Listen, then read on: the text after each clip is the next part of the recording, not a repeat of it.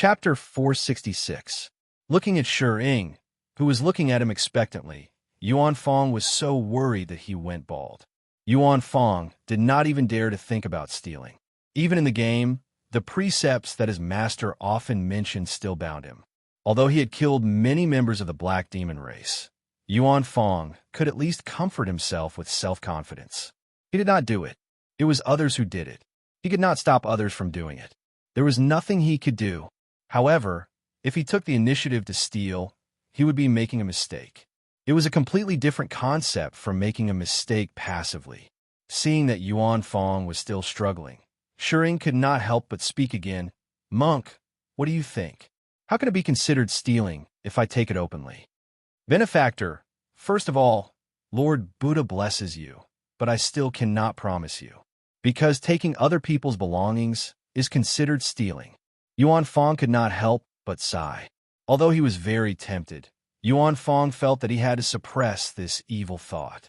His master had repeatedly warned him before he started his cultivation that he could not violate the precepts. In Yuan Fong's opinion, this kind of behavior was already a violation of the precepts. After all, he was cultivating Buddhism. Kindness was his nature. Thinking about how kind Buddha was when he cut his flesh to feed the eagle. Even now, Yuan Fong did not know that the infinite moke that he was cultivating was the power of the Hell Path's demon god. If Lil Bailey was here, she would definitely give Yuan Fong a fatal throat strangle attack if he had such thoughts. Because in Lil Bailey's eyes, the Hell Path's demon god was a sinful demon god that was completely different from kindness. He was also a powerhouse that she respected very much. He was a terrifying existence that had almost succeeded in reaching the Emperor realm. Even after he died, his body turned into the hell domain of the underworld. Countless powerful underworld clans and a large number of underworld gods were born there. They were also the promoters of the underworld system. This was also one of the reasons why Lil Bailey bowed to the remains of the Hell Path's demon god when they were building the first hell domain. Therefore, the current Yuan Fong was a fake monk who cultivated the ultimate demonic arts, but only thought about Buddhism. However, Yuan Fong was happy to think that he was pursuing the pinnacle of Buddhism. Once he mastered the supernatural power, his Buddhism would be complete. "Bald, monk, can't you look at this from another perspective? Just treat it as punishing the enemy." Shi could not help but persuade him again. "This humble monk punishes them every day. Damn baldy." Shi couldn't hold it in any longer. Hearing Shi calling him bald, Yuan Fong thought for a moment. He put his palms together and looked at Shi with a solemn expression. "May the Lord Buddha bless you with your early ascension to the Western Paradise." Shi F***K. This monk is beating around the bush to scold me. Shi couldn't help but widen his eyes. "Baldy, you've killed so many people of the Black Demon race. Why are you so hesitant to take something? Almsgiver, you can't slander me. Although they're dead, I didn't do anything. How can you use the word kill?" Yuan Fong retorted with a solemn expression. At this moment, Shi really wanted to stab Yuan Fong in the back, followed by an eviscerate, and finally a garrote. He wanted to kill Yuan Fong 3 times in a row. She would repeat it for an entire night, letting him know what pain was and what it meant to be a good person. It was no wonder that the Black Demon race could be destroyed by him. This monk was simply a wooden fish brain, not to mention how stupid he was, and how black-bellied he was. Looking at Shi Ying's gloomy expression, Yuan Fong took out another piece of bread from his space and started eating. Looking at the monk eating happily, Shi Ying felt irritated. He also took out some food and started eating. In his mind, he was thinking about how to abduct this damn baldy to do something big.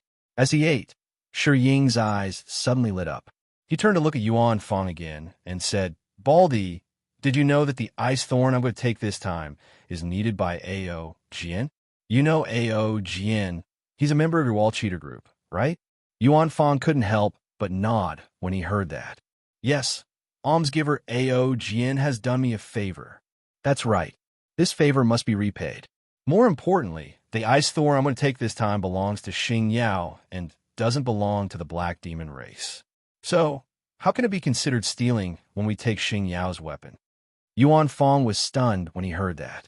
After staring at Shi Ying for a moment, Yuan Fong couldn't help but say, Almsgiver, you should have said so earlier. If you said so earlier, I would have definitely agreed. Shi Ying was excited when he heard Yuan Fong's agreement. After all this time, this bastard Baldy just needed a reason to make a move. As expected, he's black-bellied to the extreme. He's definitely a fake monk. In Yuan Fong's mind, this almsgiver is really good at bluffing. He actually helped me find a reason not to violate the precepts. What a talent. It's a pity that he's not a monk. Maybe I have to think of a way to make him become a monk. Maybe he can bluff master to allow me to eat meat. That's settled then. Let's eat first. We'll set off after eating, Shi Ying said with a smile. Yuan Fong nodded and continued to eat his bread. While eating the spiritual fish slices he bought from the shop, Shi Ying looked at Yuan Fong curiously and asked, Baldy, didn't you join the Myth Guild? Why are you still eating bread? Bosku is so rich. Didn't he allocate you food expenses? Bosku takes good care of me. Before I came to the land of the 9 luminaries, he specially gave me a batch of spiritual materials as food, Yuan Fong said while eating his bread. What about the spiritual materials? I ate them all. Shi Ying was speechless. Do you want some spiritual fish slices? After thinking for a while, Shi Ying passed the box containing the spiritual fish slices to Yuan Fong. At this moment, Yuan Fong's expression was bitter. He sniffed the fragrance of the spiritual fish slices and resisted the urge to agree.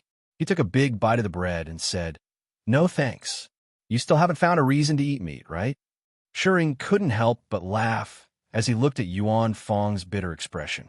What he said was exactly what Yuan Fong was thinking. It caused Yuan Fong to receive a critical damage that ignored the strength of his body. This almsgiver is really powerful. He's made to be a monk. I've hidden myself so well, but I've still been discovered. You really don't want to eat?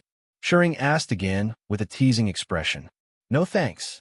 Yuan Fong rejected again and moved his body to the side. Sigh, what a pity. This spiritual fish is a special dish in the game. I can't taste it in real life, even if I wanted to. This time, Yuan Fong received another critical damage. This was the feeling of heartache. Then, the two of them started eating. One ate bread, while the other ate spiritual fish. During this period, Yuan Fong's appetite really shocked Shi Ying. He also recognized the bread that Yuan Fong ate. It sold well in the mall at 5 soul coins each. The quantity was very high and could almost cover a day's worth of food.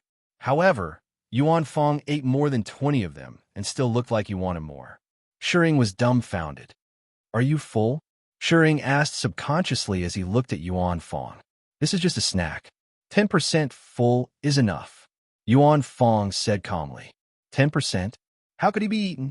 He was practically a miniature version of Tao Wu. Shi Ying was shocked by Yuan Fong's appetite. Cheap bread could cost him dozens of soul coins, and he was still only 10% full. If he ate spiritual ingredients, only the Myth Guild could afford it. Then shall we go now? Yuan Fong stood up and asked. Let's go. Steele, get the icicles. Shi Ying, who almost let it slip, quickly changed his words. Then the two of them set off for the next Black Demon Race encampment. After about 2 hours of rushing, they arrived at the encampment of the Black Demon Race on the other side of the Wolf Tribe. As for how to get the icicles, Shi Ying's idea was very simple.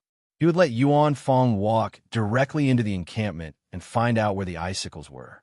If he found them and no one stopped him, he would take them away. Therefore, the main force of this operation was still Yuan Fong, and Shi Ying's role was to be his assistant. This made Shi Ying very frustrated. Once again, he doubted the use of the steel sex methods. It was not as useful as a baldy. After understanding the plan to get the icicles, Yuan Fong nodded and walked toward the encampment by the lake. Openly, Yuan Fong calmly walked to the front of the encampment. Just as Yuan Fong thought, alarm bells rang in the encampment, followed by shouts of Baldy is here. In a moment, a large number of heavily armed Black Demon Race warriors surrounded the encampment with nervous expressions. Dear benefactors, how have you been? Yuan Fong greeted them politely. Baldy, stop right there. Don't come in. Looking at Yuan Fong, the leader of the encampment shouted angrily with a nervous expression. This little monk would like to go in and help you see the geomancy of the internal buildings. Yuan Fong put his palms together and said, "What an exquisite reason." The black demon race warriors in the encampment were expressionless. Although they wanted to ruthlessly torture Yuan Fong, they knew in their hearts that they had to restrain this thought. They must not lose their lives because of a moment of impulse. "Baldy, I advise you to leave here. Otherwise, when the various races are done with our king's ascension to the throne, they will definitely not spare you. Don't think that just because you have a body doppelganger technique, as long as the elders of the various races take action, your real body will die no matter where it is." The encampment general threatened with a sinister expression. In the face of the threat, Yuan Fong was still calm and collected, and even had a little expectation in his heart. "Benefactors, this little monk is coming in." With that, Yuan Fong walked toward the encampment. "Don't come over! Don't come over!" No matter how the black demon race warriors hysterically shouted and threatened, Yuan Fong did not stop and walked straight into the encampment. At this moment, other than gnashing their teeth and clenching their fists, the black demon race warriors had no way to deal with Yuan Fong and could only follow behind him. Wherever he went, they followed. However, they maintained a certain distance from Yuan Fong, deeply afraid that if they were too close, they would trigger the curse. They were already used to Yuan Fong's behavior of wandering around the encampment. After all, this bastard monk would come every few days. During this period, he would also provoke them in various ways, trying to provoke them into attacking. In the beginning, there were soldiers who could not resist attacking and lost their lives. But now, they had learned their lesson. No matter what Yuan Fong said, they had to endure and endure. They constantly warned themselves that they must not attack. He was doing it on purpose. He was doing it on purpose. As for why they followed Yuan Fong, after all, this was the encampment of the black demon race. Following him was the most basic dignity. Otherwise, if they could not do anything, they would appear to be too useless. It could only be said that following Yuan Fong was also a way for the black demon race warriors to comfort themselves. At least it proved that they were monitoring his every move and could do something. Chapter 467. The warriors in this black demon race encampment were already used to Yuan Fong's arrival. After many encounters, they had understood Yuan Fong's routine and knew that he would leave after a few laps if he did not achieve his goal. In short, before the Baldy left, no matter what he did or said, as long as he did not attack, there would be no losses or casualties. Although Yuan Fong had been like this before, this time, the warriors of the black demon race were obviously wrong. Under their astonished gazes, Yuan Fong actually walked into the wooden house in the encampment. This undoubtedly puzzled the warriors of the black demon race. Therefore, they followed behind Yuan Fong, wanting to see what he was up to. Yuan Fong was extremely calm towards the warriors of the black demon race behind him. Anyway, he only took Star Glory's icicle and did not touch any other items, so he could live with it. Just like that, Yuan Fong searched through the wooden houses one by one. After a while, he arrived in front of a tent that occupied an area of 300 square meters. He lifted the curtain and walked in. When he saw the scene inside, Yuan Fong was stunned. He saw dozens of blue-skinned children locked in iron cages, looking at him in horror. Seeing this, Yuan Fong immediately started his analysis and swept his eyes over one of the blue-skinned boys. AMU Mu, blue blood race. Character details, descendant of the blue blood race. Because the blood in his race has an auxiliary effect on inscribing inscriptions, he was slaughtered and captured by Rahu and kept in captivity. Character status: hungry, intermediate, tired, elementary, weak, elementary. At this moment, Yuan Fong suddenly turned around and looked at the warriors of the black demon race with a solemn expression. "Why did you do this?" Hearing this, the garrison general could not help but be stunned for a moment, then smiled indifferently. "The weak are prey to the strong. Don't you feel uneasy?" Yuan Fong asked again. "Uneasy? Are you kidding? We're just keeping a few outsiders in captivity." Yuan Fong was dumbfounded when he heard the tribe general speak so calmly. He could not imagine how cold-hearted one must be to say such a thing. Looking at Yuan Fang's face of disbelief, the garrison general shook his head. If our race is weak, and the Blue Blood clan that these children belong to has the ability to plunder everything from our race, they will do the same without hesitation, and their methods may even be more cruel. The general's tone was flat when he said this, but Yuan Fang could feel that the general wasn't lying to him. I want to let them go. Yuan Fang spoke again. Rules are made by the strong. As long as you have the ability to take them away, do as you please. The tribe general laughed disdainfully and waved his hand towards the main entrance of the camp. At this moment, Yuan Fang's face was ashen, because he knew that he didn't have that ability. He wasn't afraid of the curse, but these children weren't. He couldn't protect these children, and he couldn't even bring them out of this encampment safely. Instead, he might end up killing these children. There will be such a day in the future. Yuan Fang sighed in his heart, then looked at the commander with a resolute expression. As long as you have the strength, the clan general said with a smile. Finally seeing Yuan Fang suffer a setback, he felt very pleased.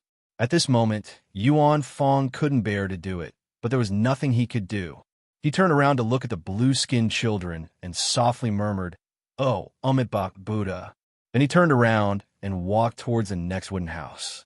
This time, Yuan Fang walked towards the only armory in the encampment. The black demon race warriors behind him were shocked when they saw Yuan Fang walking into the armory.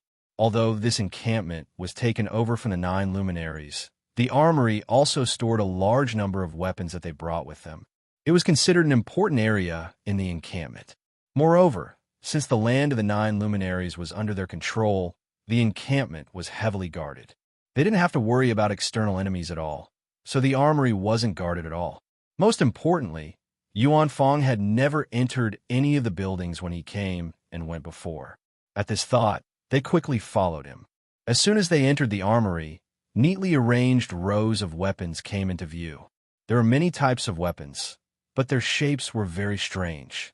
Most of them were cursed weapons that were only suitable for the Rahu race, who cultivated the path of Azura. Yuan Fang began to walk around the armory to check it out. At this moment, Serene, who was doing nothing outside the encampment, was on a video call with Yuan Fang. While Yuan Fang was searching for the ice thorns, they were also communicating. At this moment, an ancient dagger that was completely black appeared in front of Yuan Fang. Yuan Fang's gaze automatically swept past it because it wasn't his target at all. However, at this moment, Shi Ying's voice rang in the party's live chat channel. "Baldy, don't go yet. Look at this dagger."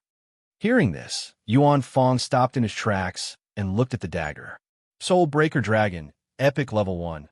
Weapon details. Soul Breaker Dragon is an anti-magic dagger made with black dragon's tooth as its main material. The remnant soul of a young black dragon is sealed inside. Weapon skills. Dragon's Lust, passive. Absorb 10% of the damage dealt to a living creature with a physical body. Evil Breaker Dragon, passive.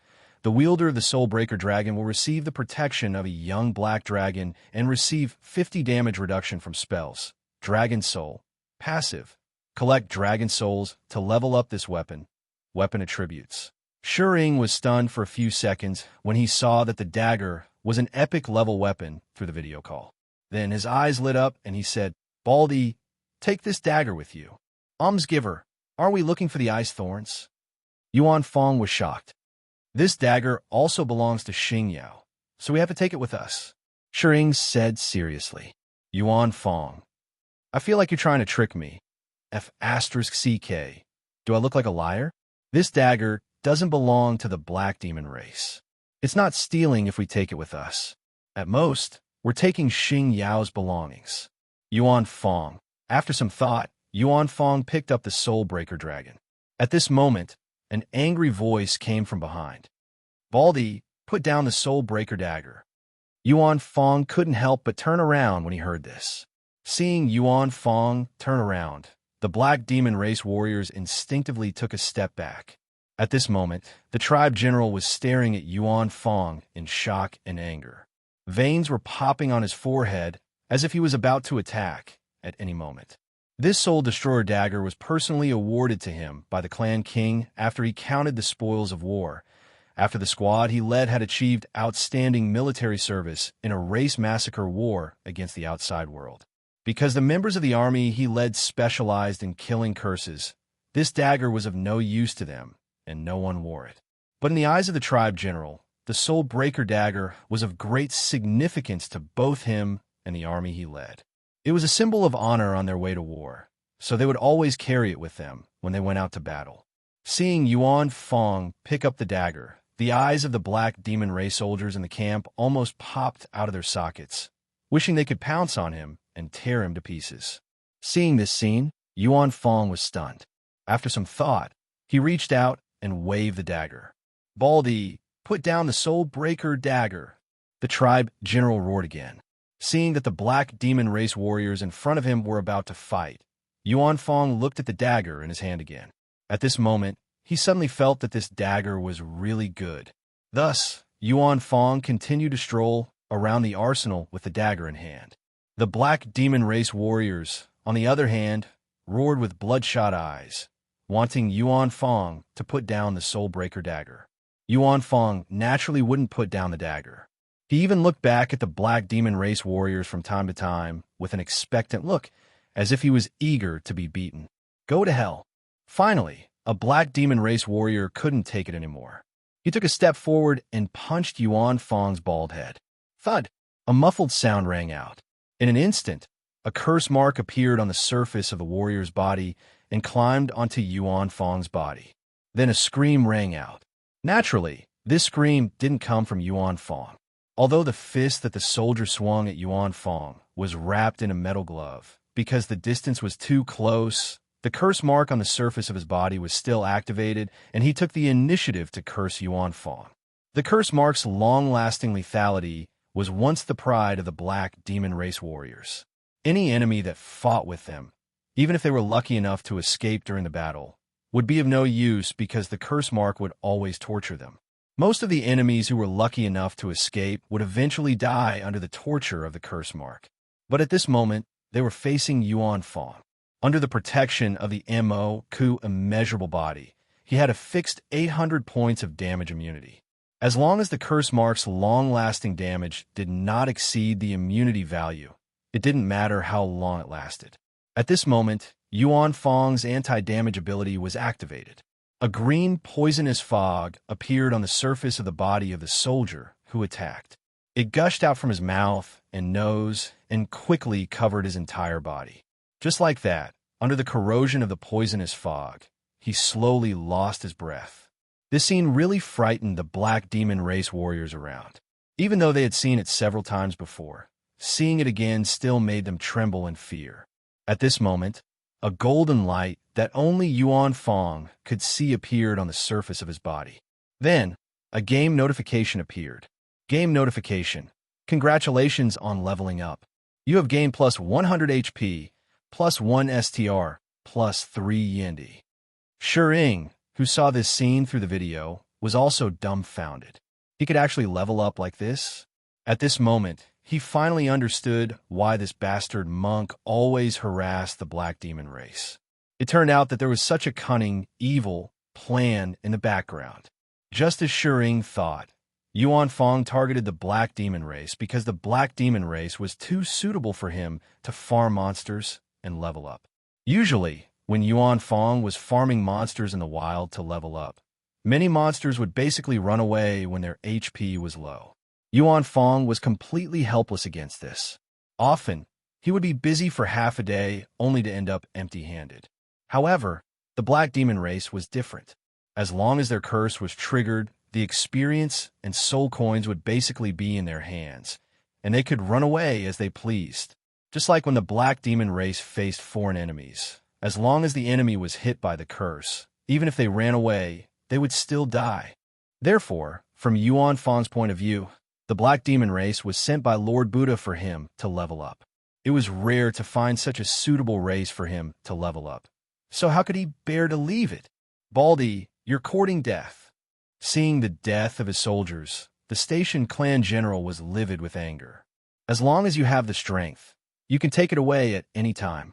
Yuan Fong smiled and raised the soul breaker in his hand. This was what the station clan general said when Yuan Fong wanted to take away the blue blood race children. This time, Yuan Fong returned the same words. You? The station clan general was so angry that his face turned red and the veins on his neck bulged, but he still held back and did not make a move. This was because Yuan Fong was too strange to him. Even the clan elder could not do anything to him, so there was no way he could kill Yuan Fong. Just like that, under the furious gazes of the black demon race warriors, Yuan Fong circled the armory twice and took out 2 more starlight weapons before walking out of the armory. At this time, the patience of the black demon race warriors had reached the limit. These weapons were extremely precious equipment, especially that soul breaker, but now it was in the hands of an outsider, which made them feel extremely humiliated. During this time, several soldiers wanted to make a move, but this time they were all stopped by the station clan general. Just like that, after circling the encampment again, Yuan Fong, who did not find any ice thorns, finally gave up and walked out of the encampment. Seeing this, the soldiers of the black demon race followed closely behind.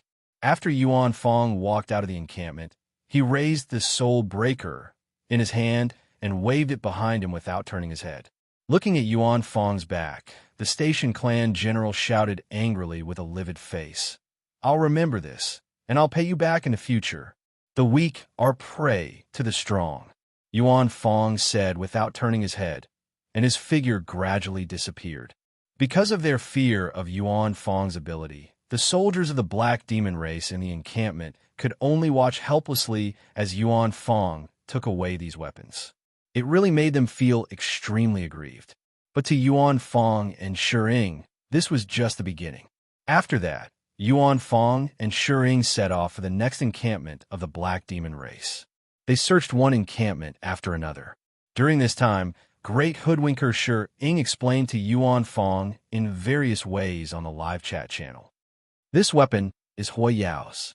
I saw him use it before. I promise I won't mistake it for someone else. This pearl is Qin Yao's. I saw him use it before. Don't worry, I won't lie to you. This helmet is Rieo's. I've seen him use it before. I have a good memory. Yes, this long sword is Yu Yao's. I didn't expect the black demon race to hide it in the armory. Take it away. Take it away. This was a blatant robbery. This time, Yuan Fong's ability to attract hatred from the black demon race soldiers rose sharply. This made the black demon race soldiers in the encampment gnash their teeth. If it was any other Rahu race, as long as they had the strength of a mid-stage ghost general, they could kill Yuan Fong with one blow with all their strength. But the black demon race was different. They did not have any means to deal high damage instantly, so it could be said that they were completely restrained by Yuan Fong. Even the commander of the encampment, who was a late-stage ghost general, could only grimace. Other than gnashing his teeth, there was no way to deal with it. Along the way, Yuan Fong had already taken more than 10 pieces of high-quality equipment from the armory of each encampment. It could be said that the harvest was quite plentiful. But the more Yuan Fong took, the more he felt that something was wrong. This was because when he was strolling in one of the encampments of the black demon race, he found an epic feather robe. At that time, Shering said so. This feather robe belongs to Mu Yao. I've seen him wear it to kill the enemy. I can't be wrong. At this time, Yuan Fong felt that his intelligence had been insulted, and he had seen it wear it with his own eyes. Yuan Fong could not imagine the scene of Mu Yao wearing a feather robe to kill the enemy. He felt that he would go blind. Did he think that I was a little monk or a pig? Couldn't he be more serious? But in the face of the flawed remarks, Yuan Fong still chose to turn a blind eye. Since the black demon race told him that the strong prey on the weak could be bullied, then Yuan Fong would give them a good lesson. He would continue to use action to explain the concept of taking things openly and not stealing. After this wave, the generals and soldiers of the black demon race even felt like vomiting blood.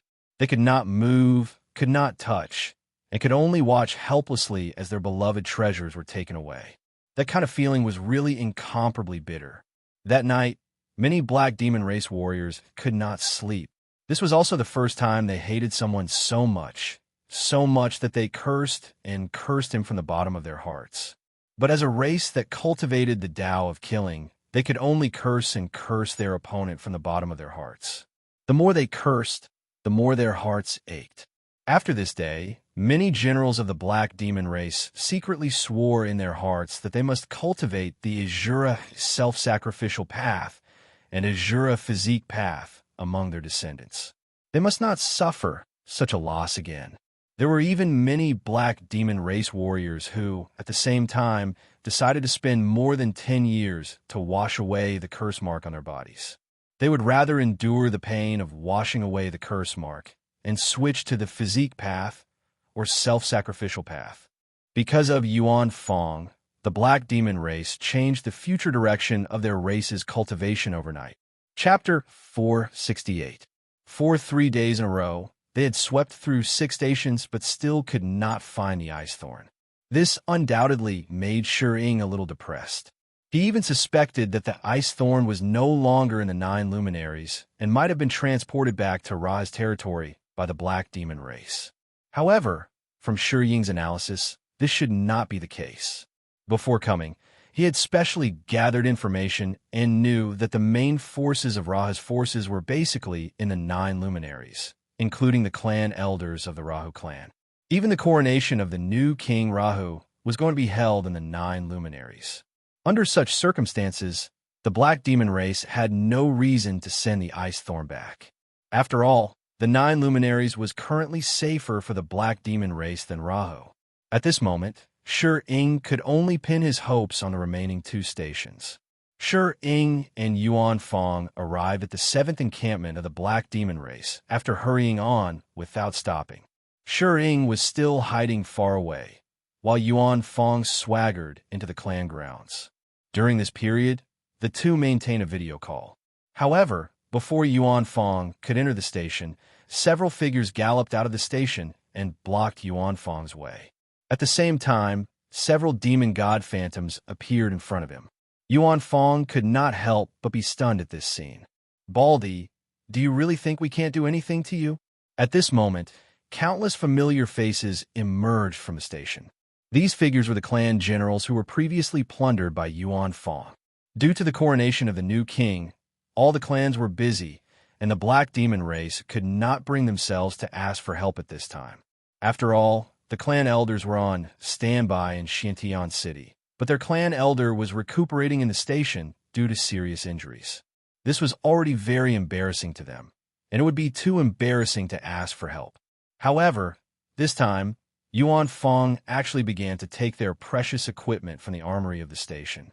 This pushed the black demon race soldiers to the limit, and they finally decided to send someone to Xiantian City to ask for help. Although it was very embarrassing, this was the last resort. None of the clans refused the request of the black demon race. Although there was competition between them, one thing did not change. They were all from the Rahu clan and were of the same lineage. Moreover, the Rahu region was going to be unified again. Therefore, they still agreed to the black demon race's request. Each race had sent a general to help the black demon race kill Yuan Fong. Yuan Fong was dumbstruck as he looked at the dozen or so people who had summoned the Azura demon god. He felt that he was in trouble. He had the ability to restrain the black demon race, and it could be said that he had completely suppressed the black demon race. However, it was extremely difficult for him to deal with the Rahu warriors who cultivated other Azura Daos, especially those who were mid-stage ghost generals and above. Moreover, there were so many ghost generals surrounding him, so he had no chance of winning. "I seem to have gone the wrong way." Yuan Fong thought for a moment, then raised his head and said solemnly. Then he turned around and walked away, his pace getting faster and faster. Brothers of the same race, attack. A black demon race general in the encampment gritted his teeth and shouted at Yuan Fong. As soon as his voice fell, the Rahu ghost general's figures flashed and blocked Yuan Fong's path of retreat. At the same time, they surrounded him. The Azura demon god's roar rang out, and countless heavy fists mixed with flames rained down. For a moment, Yuan Fong was hammered to the ground, holding his head and howling in pain. In the face of such a fierce attack, the Mo Ku's infinite imprint on the surface of Yuan Fong's body appeared. At the same time, he negated 800 points of fixed damage and activated the damage reflection ability. At this moment, the faces of the Rahu Ghost generals who were hammering Yuan Fong turned red, and the blood in their bodies churned. However, unlike the Black Demon race, their ability was not continuous damage like the Killing Curse technique. Instead, it was instantaneous and could break the upper limit of Yuan Fong's fixed damage immunity. Although this punch was extremely uncomfortable for them, they were entrusted to come here. It would be very embarrassing if they stopped now, so they could only grit their teeth and continue to attack. Seeing Yuan Fong's injury through the video, Shering became anxious and quickly sent a few bottles of high-grade HP recovery potions to Yuan Fong. Seeing the mail-delivered notification, Yuan Fong was also stunned. He immediately opened the mail, took out the potions, and began to drink them. These bottles of HP recovery potions could be said to be very timely. At this moment, Yuan Fong's HP was almost empty. Every time the Ghost Generals attacked, they dealt more than 1,000 points of damage. Although the 800 points of fixed damage were removed and the 60% damage reduction from the level 2 MO Kuz Infinite did not seem to deal much damage, Yuan Fong's level was not high, and his HP was not particularly high. He was already on the verge of death. After drinking the potions, Yuan Fong's HP instantly recovered by a large amount. When the surrounding Ghost Generals saw Yuan Fong suddenly regaining his vigor, they felt depressed. However, they gritted their teeth and continued to attack. Bang! Bang! Bang! Yuan Fong's body was hammered back and forth like a sandbag. While he was in pain, Yuan Fong suddenly felt a little excited. This was because his proficiency had started to increase again. These Ghost Generals' attacks were very high, so his proficiency had increased by a lot. At this moment, it was true pain and happiness. At this moment, a beginner-level Ghost General suddenly turned red and spat out a pool of blood. "Are you all right?" The Rahu Ghost Generals who were attacking Yuan Fong immediately turned to look at him and asked, I'm fine, continue." The Ghost General gritted his teeth and said while enduring the shock to his internal organs. In fact, none of the Ghost Generals who were attacking Yuan Fong were feeling good, but they didn't show it. They endured the discomfort and continued to attack. There were a total of 5 bottles of high-level potions, and Yuan Fong chose to use 1 bottle every time his HP was low. Under such a stalemate, several Ghost Generals couldn't help but spit out blood, but they still gritted their teeth and continued to attack. At this moment, Yuan Fong suddenly felt that face was really a good thing. It could make people impulsive.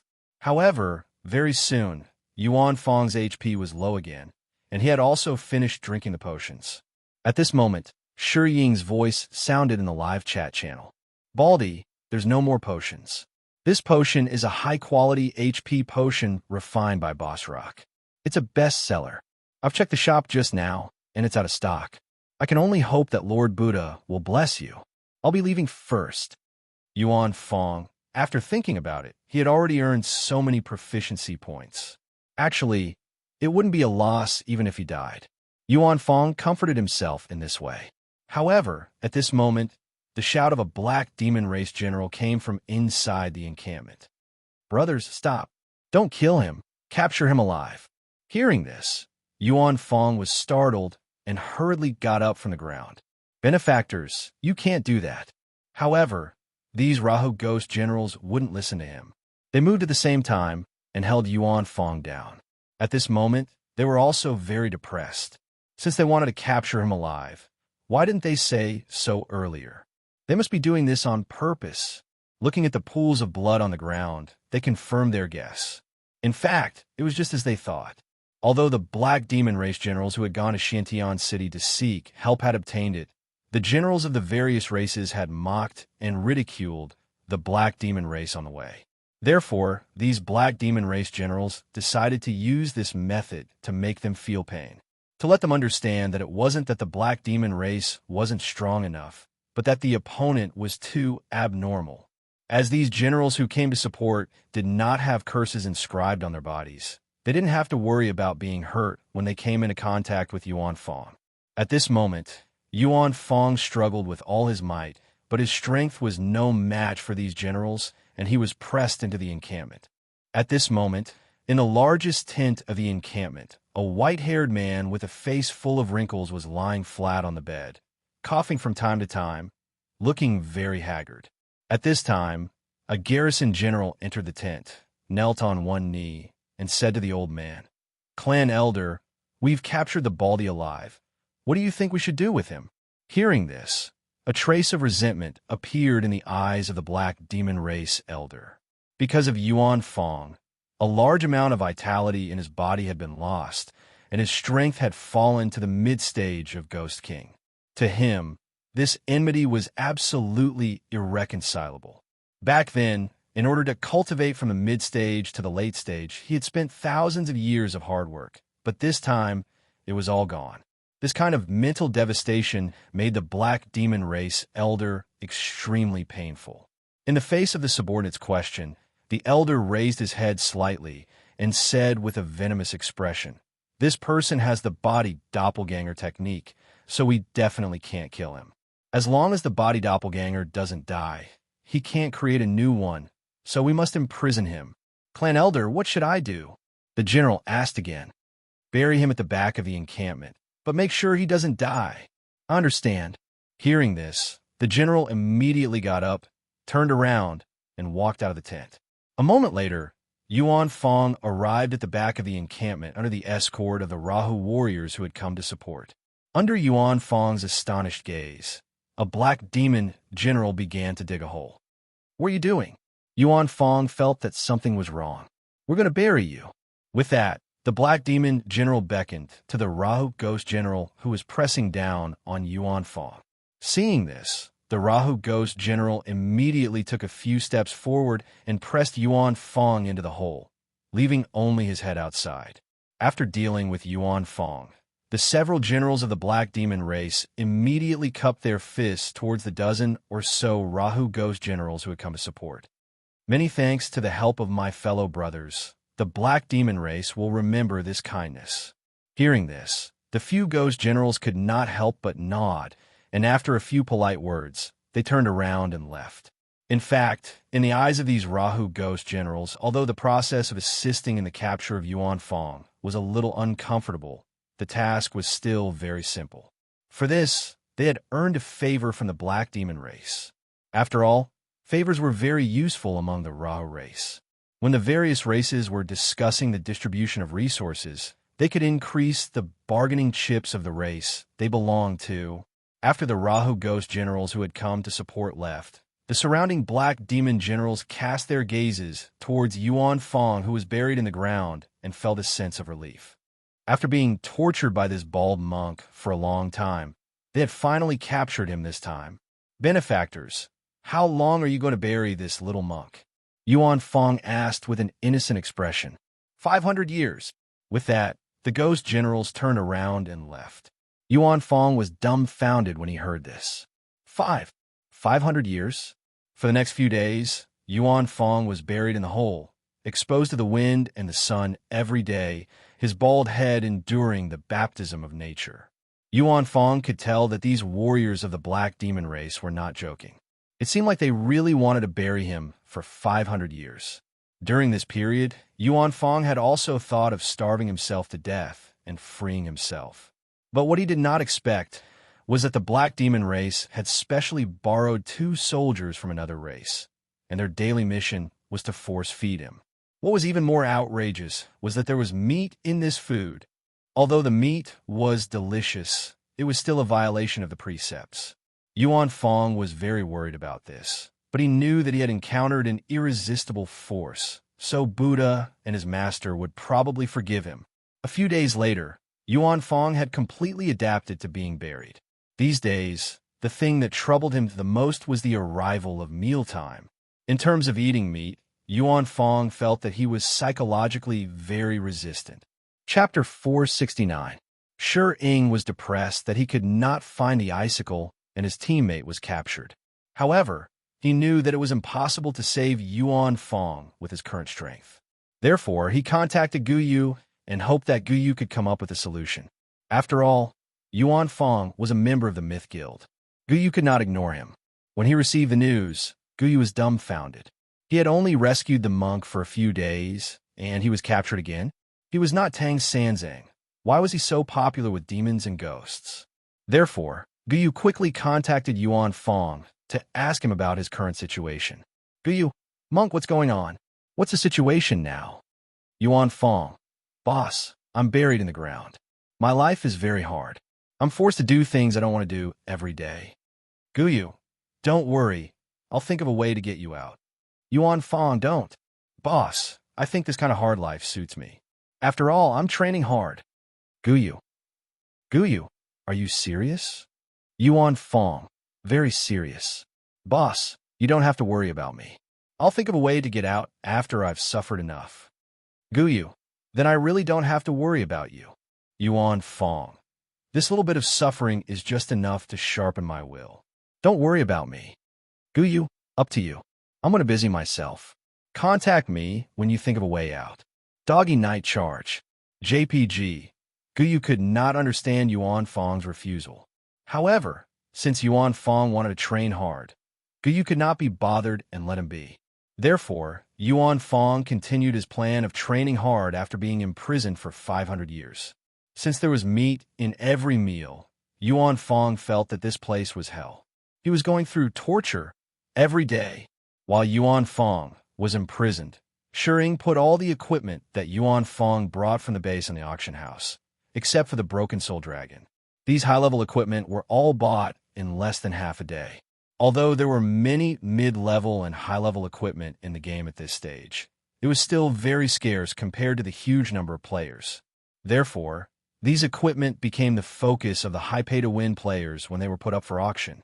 Although the prices were not low, these high-pay-to-win players still chose to buy them without hesitation. This made Shering earn a lot of money. After thinking for a while, Shering took out 10% of the soul coins and sent them to Yuan Fong in the form of an email. After all, Yuan Fong's contribution in obtaining these weapons and equipment could not go unnoticed. This 10% was Yuan Fong's rightful share. As for the remaining 90% of the shadows, he didn't leave any for himself. According to the rules of the Steel Sect, they could only keep 10% of the stolen money and give the rest to those who needed it. Although times were changing, Shering still attached great importance to this rule. This was the inheritance of the Steel Sect. If he abandoned the rules, he would be abandoning the inheritance. Therefore, he decided to give away the remaining 90% of the soul coins. As for how to distribute this sum of money, Shering was also at a loss. In reality, it was not difficult to spread wealth, and it was also very easy to do charity. But doing charity in-game? Why did he feel that something was wrong? How many of those who could afford to play games couldn't afford to eat? This made Shering feel very awkward. In the end, he had no choice but to open a post on the forum, hoping to get some inspiration from the players. A post asking for help. Let me ask everyone, if you received a huge sum of soul coins, but you can't spend it and can only distribute it to those who need it, what would you do? OP. Thieves roam the world regarding such a post. Under normal circumstances, the players would think that it was another bored player who wanted to eat sh*t. Moreover, such posts often appeared on the official website forum. For example, Frowny Face, if I give you 10 million soul coins, how would you spend it? If I give you a god-level inheritance, how would you use it? If one day you were reborn to the day 2 years ago when the battle started, what would you do to be ahead of the other players? These delusional posts appeared from time to time on the forum, and the players were already used to it. In the eyes of most players, the players who made such posts were delusional, thinking about all kinds of nonsense all day long. Therefore, the players did not even bother to pay attention to such posts. It was like a multiple-choice question. If you were given 2 buttons, button A could give you 5 million, button B could give you 100 million, but the probability was only 50%. Which would you choose? In fact, no matter what you chose, the result had nothing to do with you. Originally, such a post would disappear very quickly. However, the difference was that the person who made the post was very famous in the forum, Thieves Roam the World, who had published many lessons on assassin techniques. Back then, He was the one who developed the earliest lesson on traps and monsters. Many players in the forum followed such a professional player, and they would usually check his posts in a timely manner. This was because most of his posts were teaching posts, and they were indeed very helpful to them. However, when the players saw such a ridiculous question, they did not know whether to laugh or cry, but they still replied. King of Assassins with an AK. Thief King, since when did you become so delusional? If you continue like this, I'm going to unfollow you. Laughing emoji. Roasting Jade Hair with Chong in arms. I'm guessing it's because the Thief King's assassin ranking has been plummeting recently, and he's suffered a huge blow. He's starting to fantasize about becoming rich and powerful overnight. Laughing emoji. Shueli _the_ strongest. Thief King, why don't you ask everyone? If you have 100 inherited professions but can only choose one, how would you choose? Laughing emoji. Crayon _Shinchan. This question is very profound. Since you're the Thief King, I'll give you a solution that satisfies both sides.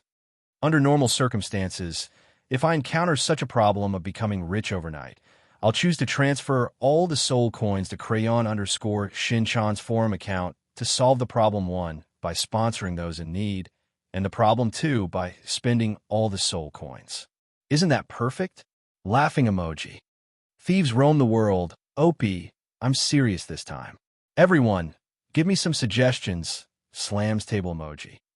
Above _me _eating eating replied to Thieves roam the world. Since you're so serious, I think you can consider what the contrarian said. Laughing emoji. Google _ blade. If you really have so much money, you can look at the wish column section of the forum. There are many players' wishes there, and they're all made by a group of players who only want to eat shit all day long. You can help whoever you like to fulfill their wish. Isn't it great to be a dream minter? Slams table emoji. Man-eating flower of the motherland. Yeah, go to the wish column section. Apart from many unreliable wishes, there are also some reliable ones. Adme _watching videos. I heard you guys talking about the wish column just now, so I want to take a look. Instantly, I felt like I was in a different world from them. The wish column is really the gathering place for the most ridiculous and delusional group of netizens in the entire forum. As there were many sections on the forum, Shuring did not have a good understanding of every section. Seeing that many forum players were recommending the wish column section, Shuring was very curious. Therefore, he exited the forum's main section, scrolled down, and began to search for the wish column section. After finding it, he clicked on it. Instantly, countless posts appeared, and these posts really refreshed Shuring's worldview. Some of the ridiculous wishes made Shuring feel like his brain circuit could not keep up with him at all. Wish, receive a Neptune inflatable doll. Wish, receive Aladdin's magic lamp. Wish to have double eyelids when you wake up. Wish, pick up a Pikachu or a Carp King on the way out to buy groceries. Wish, all assassin players do not know how to backstab, or players who know how to backstab will be blinded. At that moment, Shuring finally understood why this place was known as the gathering place for players with delusions of grandeur. What kind of brain circuit is this? Shuring could not help but feel that the lives of these players must be very exciting in real life. Moreover, it seemed like he could not satisfy these wishes with soul coins at all. He was too tired to complain anymore. After thinking about it, he continued scrolling down to see if there were any more reasonable wishes. At that moment, he suddenly found the wish-like ranking on the left side of the section. Seeing this, Shuring was instantly delighted. After all, if everyone liked it, it should be very reliable. After all, there are only a few silly netizens. It should be feasible to choose a few wishes that were at the top of the list to be fulfilled. Therefore, with a feeling of anticipation, he clicked on the wish-like ranking. Then, Shuring was dumbfounded. That was because although the number of likes in the top 10 of the list was very high, they all had the same wish. Wish-like ranking 1. Wish, Crayon Shinchan dies suddenly. 2. Wish, find Crayon Shinchan's real body and then brutally kill it. 3. Wish, get rid of the evil in the forum. Sacrifice the trolls to the heavens in exchange for peace and prosperity in the forum. Shering was dumbfounded to see the same wishes of killing Crayon Shinchan, or finding Crayon Shinchan, and then brutally killing him. Although he knew that the trolls were detested in the forum and were hated by everyone, especially in the bounty section of the battle forum. Crayon Shinchan's bounty had always been at the top, except for the time when he continuously caused natural disasters. At this moment, the accumulated bounty had reached a terrifying amount of more than 3 million soul coins. One must know that the bounty missions in the bounty section could not be issued at will. Instead, they required soul coins as collateral. For example, if a player wanted to spend 100 soul coins to kill an enemy, the player who issued the mission must first take out 100 soul coins as collateral to prevent others from not having enough soul coins to pay after completing the mission. In other words, the bounty section had already stored 3 million soul coins as collateral. This portion of soul coins was paid by players from the local server, the European server, the Naraka server, and the Asia server. It could be said that players from every server had placed a bet on Crayon Shinchan's head in the bounty section. As a result, Crayon Shinchan's bounty had been constantly increasing. At this moment, what surprised Shering was why such a niche and Shinibu Wish section hated Crayon Shinchan so much. Driven by curiosity, Shering clicked on several popular Wish posts to find out the reason. After some checking, Shering finally understood. It turned out that the trolls were also frequent visitors of this section. However, the trolls were never here to make wishes, but to challenge people. Regarding the wishes of these idiotic netizens, he unceremoniously attacked and destroyed them with his words. For example, a player wanted a Sea King inflatable doll, and the trolls replied, "I can give you the Korean version," laughing emoji. For example, a player wanted an Aladdin's magic lamp, and the trolls replied, "Tisk tiske teske, I want to eat farts again," laughing emoji. Crayon Shinchan could be said to have challenged most of the players in the Wish section to tears. At this moment, Shering did not know whether to laugh or cry. He felt that Crayon Shinchan's lethality was really terrifying. Such a niche forum section could create so many enemies. The title of the #1 Trolls in Battle Forum was not just for show. Chapter 470. After visiting the Wish column section of the Paranoia Gathering Place, Shering felt that his worldview had been refreshed. Shering felt that her worldview had been refreshed. No wonder the players on the main forum said that the players in the wishing section were thinking about eating farts all day long. At this moment, Shering had a deep understanding of it. However, Shering could not help but feel carefree after seeing Crayon Shinchan's various fierce replies below. Although he hated Crayon Shinchan very much, because this guy always liked to pick on him during his live stream. The most uncomfortable thing was that Crayon Shinchan's arguments were always from a tricky angle, but they were also very reasonable, and he had no ability to refute them. However, this time, he felt that there was nothing wrong with Crayon Shinchan's rebuttal. It was time to teach these delusional players a lesson and let them know the cruelty of reality. After exiting the Wish column, Shering suddenly wanted to see what kind of existence Crayon Shinchan was in other sections. Therefore, he began to look for those niche sections to see if there was any sign of Crayon Shinchan.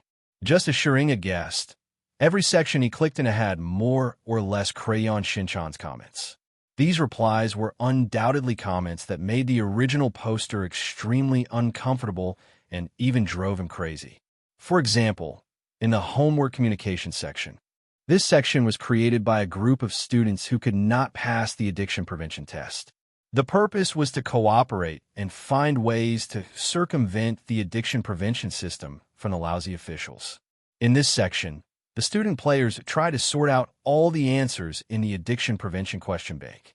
They even wanted to create an answer list and collude with each other.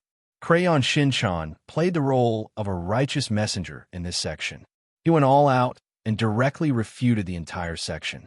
The last post was a few months ago.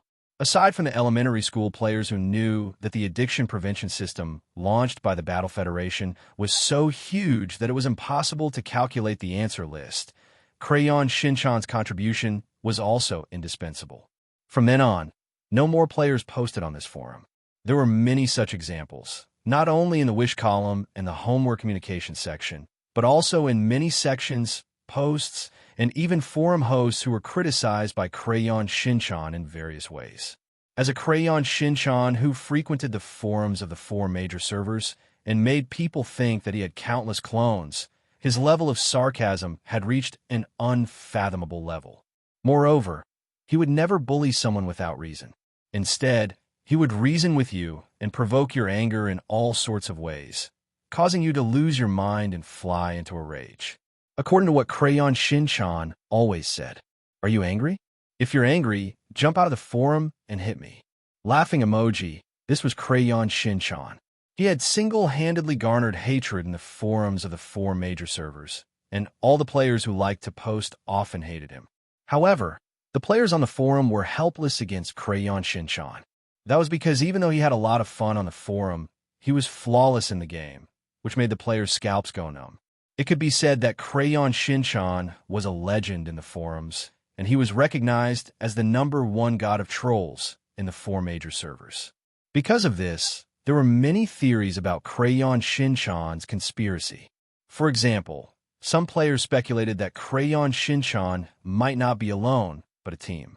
However, every player in Battle Online could only have one account, and they couldn't delete their account, change their name, and so on. Therefore, this speculation was not valid. As a result, a new conspiracy theory appeared. Since a player could only play with one account, how could it be explained that Crayon Shinchan had so much energy to post as if he was a perpetual motion machine, always seeing him in various posts? Based on this, the players speculated that Crayon Shinchan was indeed not alone, but a team. Moreover, this team was very likely to be on the same side as the damned officials. Therefore, the players came to the conclusion that the Battle Online officials should have a dedicated team that used Crayon Shinchan's account to fight against the players. As for the purpose, the players who came up with this concept could not think of any purpose. After all, other games had top-up channels, and it could be said that they were game support, with the purpose of scamming people into spending money and stimulating players to top up. However, if it was Battle Online, the players felt that the damned officials would not have such a high level of awareness. If Battle Online wanted to make money, the players could think of more than 100 ways to do so. Even if the top-up system was only open for a day, the income that day would definitely be very terrifying.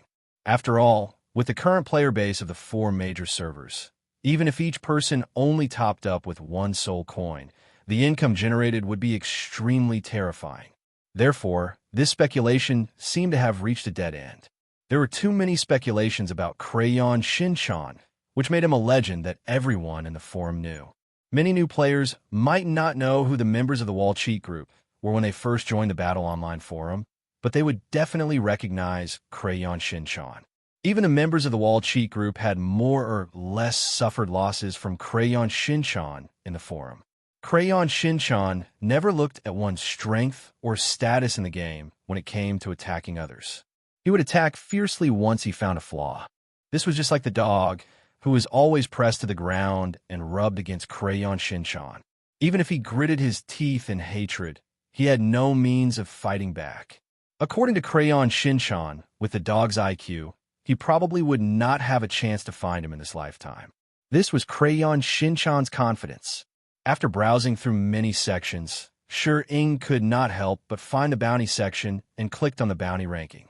As usual, Crayon Shinchan's bounty was still at the top of the bounty list. The bounty was even more than the sum of the dozens of people behind him. At this moment, Serene had a strong idea. As long as I kill him, I'll be the #1 assassin. Although he now had the king of assassins, Chio, Crayon Shinchan was the ultimate goal of all assassin players. Learning the Prajna scarification would make him amazing among the assassin players.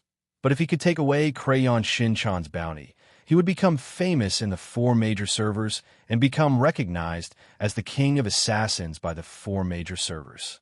In contrast, the latter was naturally far superior to the former. He thought about how he had been ridiculed by the players in the forum recently. Some players even asked him when he would change his prefix to the top 10 in the server. These ridicule undoubtedly made him feel very uncomfortable. Back then, he was once the #1 assassin in the forum. For this reason, Shi wanted to prove himself with action. There were many ways to prove himself. At that time, Shi accepted Ao Jian's request to steal the icicle because he felt that the challenge was difficult enough to prove his strength. However, the plan to steal the icicle was changed at the last minute. After that, Yuan Fong was imprisoned by the Black Demon Clan, and the defense of their base was strengthened several times. With his strength, there was no way he could steal the icicle again.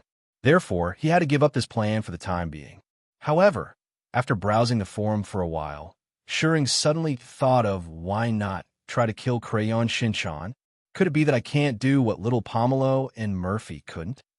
Thinking of this, Shi's eyes gradually lit up. At this moment, he made a decision. Hunting Bar Demon. As long as he succeeded, not only would he get a huge bounty, but he could also proudly call himself the #1 assassin in the entire server in the future. With such a beautiful vision, Shi looked at Crayon Shinchan's bounty and fell into deep thought. His eyes gradually blurred. After a while, he came back to his senses, clicked on his account, and transferred the remaining 90% of the soul coins that he had earned from selling equipment in the game to the forum account number. Then, he threw all of them into Crayon Shinchan's bounty pool. At this moment, Crayon Shinchan's bounty rose again. The original 3,800,000 soul coins had become 3,900,000, and it was close to the 4 million mark. In fact, Crayon Shinchan's bounty had been rising, and the number would jump from time to time. Basically, it was from players who had been bullied by a certain post and came to increase their bets. However, most of the bets were small, and under normal circumstances, there were no large bets. After all, most players were relatively poor, and they did not even have enough soul coins to spend in the game. Unless they hated Crayon Shinchan to the core, only then would they add chips to the bounty pool. However, the jumping number also represented Crayon Shinchan's terrifying dominance in the forum. There were three main reasons why Shi invested all of this money. First, the rule of the thief sect was that only 10% of the stolen money could be kept. He had already given this 10% to Yuan Fong, and the remaining 90% had to be distributed. Second, killing Crayon Shinchan was the wish and goal of many players, and it was in line with the rules of the thief sect to distribute the money to those who needed it. This was because the players needed someone to kill Crayon Shinchan, and the increase in the bounty would naturally increase the motivation to kill Crayon Shinchan. Third, since he had decided to kill Crayon Shinchan, the money would return to him after he completed the mission. At this moment, Shi plan was perfect, and he was just short of killing Crayon Shinchan. After that, he would become rich overnight, become a legend, reach the pinnacle of his life, gain countless fans, and conquer the world. Shi forcibly interrupted his fantasy and began to ponder on how he should proceed. Killing Crayon Shinchan was an extremely difficult challenge, and it was naturally unrealistic to search for him aimlessly. He had to have a detailed plan. Thinking of this, Shi clicked on the draft column of the forum's function list and began to plan the hunting plan. He erased some ideas from time to time and added new ideas from time to time. At this moment, Shi was extremely serious. Time ticked by bit. Shi's brows were tightly furrowed, and he was still thinking hard. Crayon Shinchan was too mysterious. Although he was very arrogant on the forum, his information in the game was completely zero. Therefore, to find him, he had to think of a way to get some information. For this, Shi came up with two strategies. The first plan was to sort out all of Crayon Shinchan's replies and comments in the forum to find clues. As long as there were clues, he could follow the clues and perhaps find Crayon Shinchan's in-game name. The second plan was to search in reality and use online technology to find Crayon Shinchan. This method was not very complicated to implement, but Shi could not guarantee that it would work. After making a preliminary plan, Shi fell into deep thought again and began to perfect the specific implementation steps of these two plans. Chapter 471. But at that moment, his friend list flashed. Although he was on the suspect list, he knew that he did not match the clues they had collected. But as he made more and more enemies, he felt a sense of crisis. He was already satisfied with his daily life of arguing with others and playing games. There was no need to lose his greatest happiness for 4 million soul coins. After some comparison, Shering found that there were indeed many inconsistencies. His doubts were reduced by half, but he still said, "Hello, my name is Shering. It's like this." He then chose to enter the game and waited for the coordinates sent by the players. After 48 hours of evidence collection and integration for 2 consecutive days, as well as real name reports from the players, Shering finally came up with a list of suspects. At that moment, he thought of seeking help from the players on the forum. Soon, a player named Holy Light Sanction provided new evidence. Compared to Shering, who relied on clues to search, Crayon Shinchan was actually more afraid of Murphy and Little Pomelo's boorish search. Being thwarted at the first step was a critical blow to Shering. This was because the player who had Shering was his mother, who had infiltrated the Sherlock Holmes group, and the one who replied to other people's posts on the forum was also his mother. Moreover, Xiao was closely watched by his parents, so he could not move around alone. So, he was still safe until now. For this reason, he had considered many factors that could expose him. One had to know that Murphy and Little Pomelo had almost found him, and it was under the circumstances where they did not have any clues. Thinking of this, Shering entered the forum again and posted a post in the mission section, listing all the players on the list. The mission requirement was to obtain the current coordinates of these players. After a night of hard thinking, Shering began to act. Many people who were originally planning to watch the show joined in the heated discussion and began to transform into Sherlock Holmes to collect clues and deduce who Crayon Shinchan's true identity might be. It was also a screenshot of Crayon Shinchan's reply. As time passed, players from the other 3 servers also joined in the discussion of this post. As one of the most popular players on the forum, he naturally noticed this matter. "Mom, use the computer to log into my forum account. I've saved my account password." Even now, he still had lingering fears. Immediately, more players joined in, and the intelligence network expanded rapidly. Crayon Shinchan's reply to this was, for this reason, Crayon Shinchan intentionally added some fake clues about himself in his future posts on the forum. He clicked on the forum again and began to search for Crayon Shinchan's replies in some posts. Otherwise, he would have found someone to sell him out long ago. Wouldn't that be great? As for Qiu, he was the one who taught him Prajna scarification. Hence, Shering apologized again and turned around to leave. Mo Xiaoxi nodded. He immediately opened the forum and chose to share it. However, his purpose was obvious. He wanted Mo Xiaoxi to prove that he was not Crayon Shinchan. As he spoke, Mo Xiaoxi opened his character attribute panel and shared it with Shering. "I'm in the middle of killing monsters. I don't have time." The woman's voice came from the other end of the line. Mo Xiaoxi shook his head calmly as he looked at the ship that was gradually moving away. After spending so much time on the forum, Mo Xiaoxi had already imagined countless possibilities of being found. Seeing Mo Xiaoxi, who was fishing, Shering greeted him politely. Then, she turned into a phantom and leaped onto Mo Xiaoxi's boat. With so many flaws in some of the previous messages, he naturally noticed it. They were Guo Yuyu, Yang Shi, Mo Xiaoxi, Wang Sini, Li Shou. With so many clues, many players felt that Crayon Shinchan was really done for this time. However, most of the players were browsing the post with the mentality of an onlooker. There were also some players who suddenly became interested after seeing Shi Ying's plan in the post and expressed their willingness to help. Mo Xiaoxi was stunned when he heard it. He then nodded. After hanging up the phone, Mo Xiaoxi continued fishing calmly while waiting for the arrival of his enemy.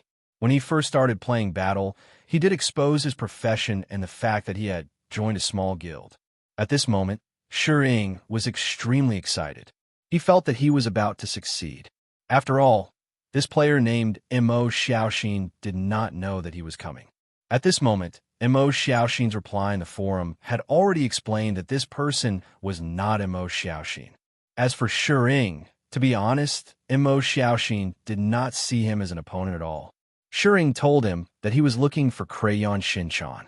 His tone was very polite and apologetic.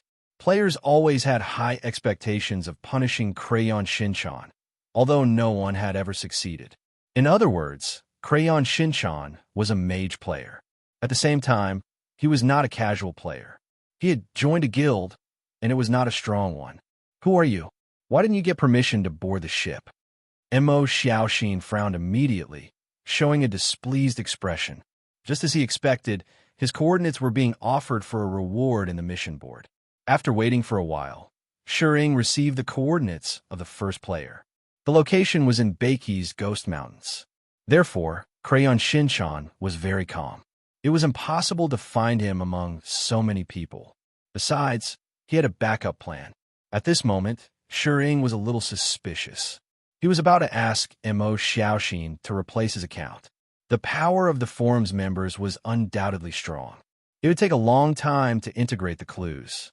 He did not need to panic at all when they confronted each other. The search area had been narrowed down to this extent. The next thing to do was to investigate one by one. To Shi Ying's surprise, among the large number of replies, some players had provided extremely important evidence.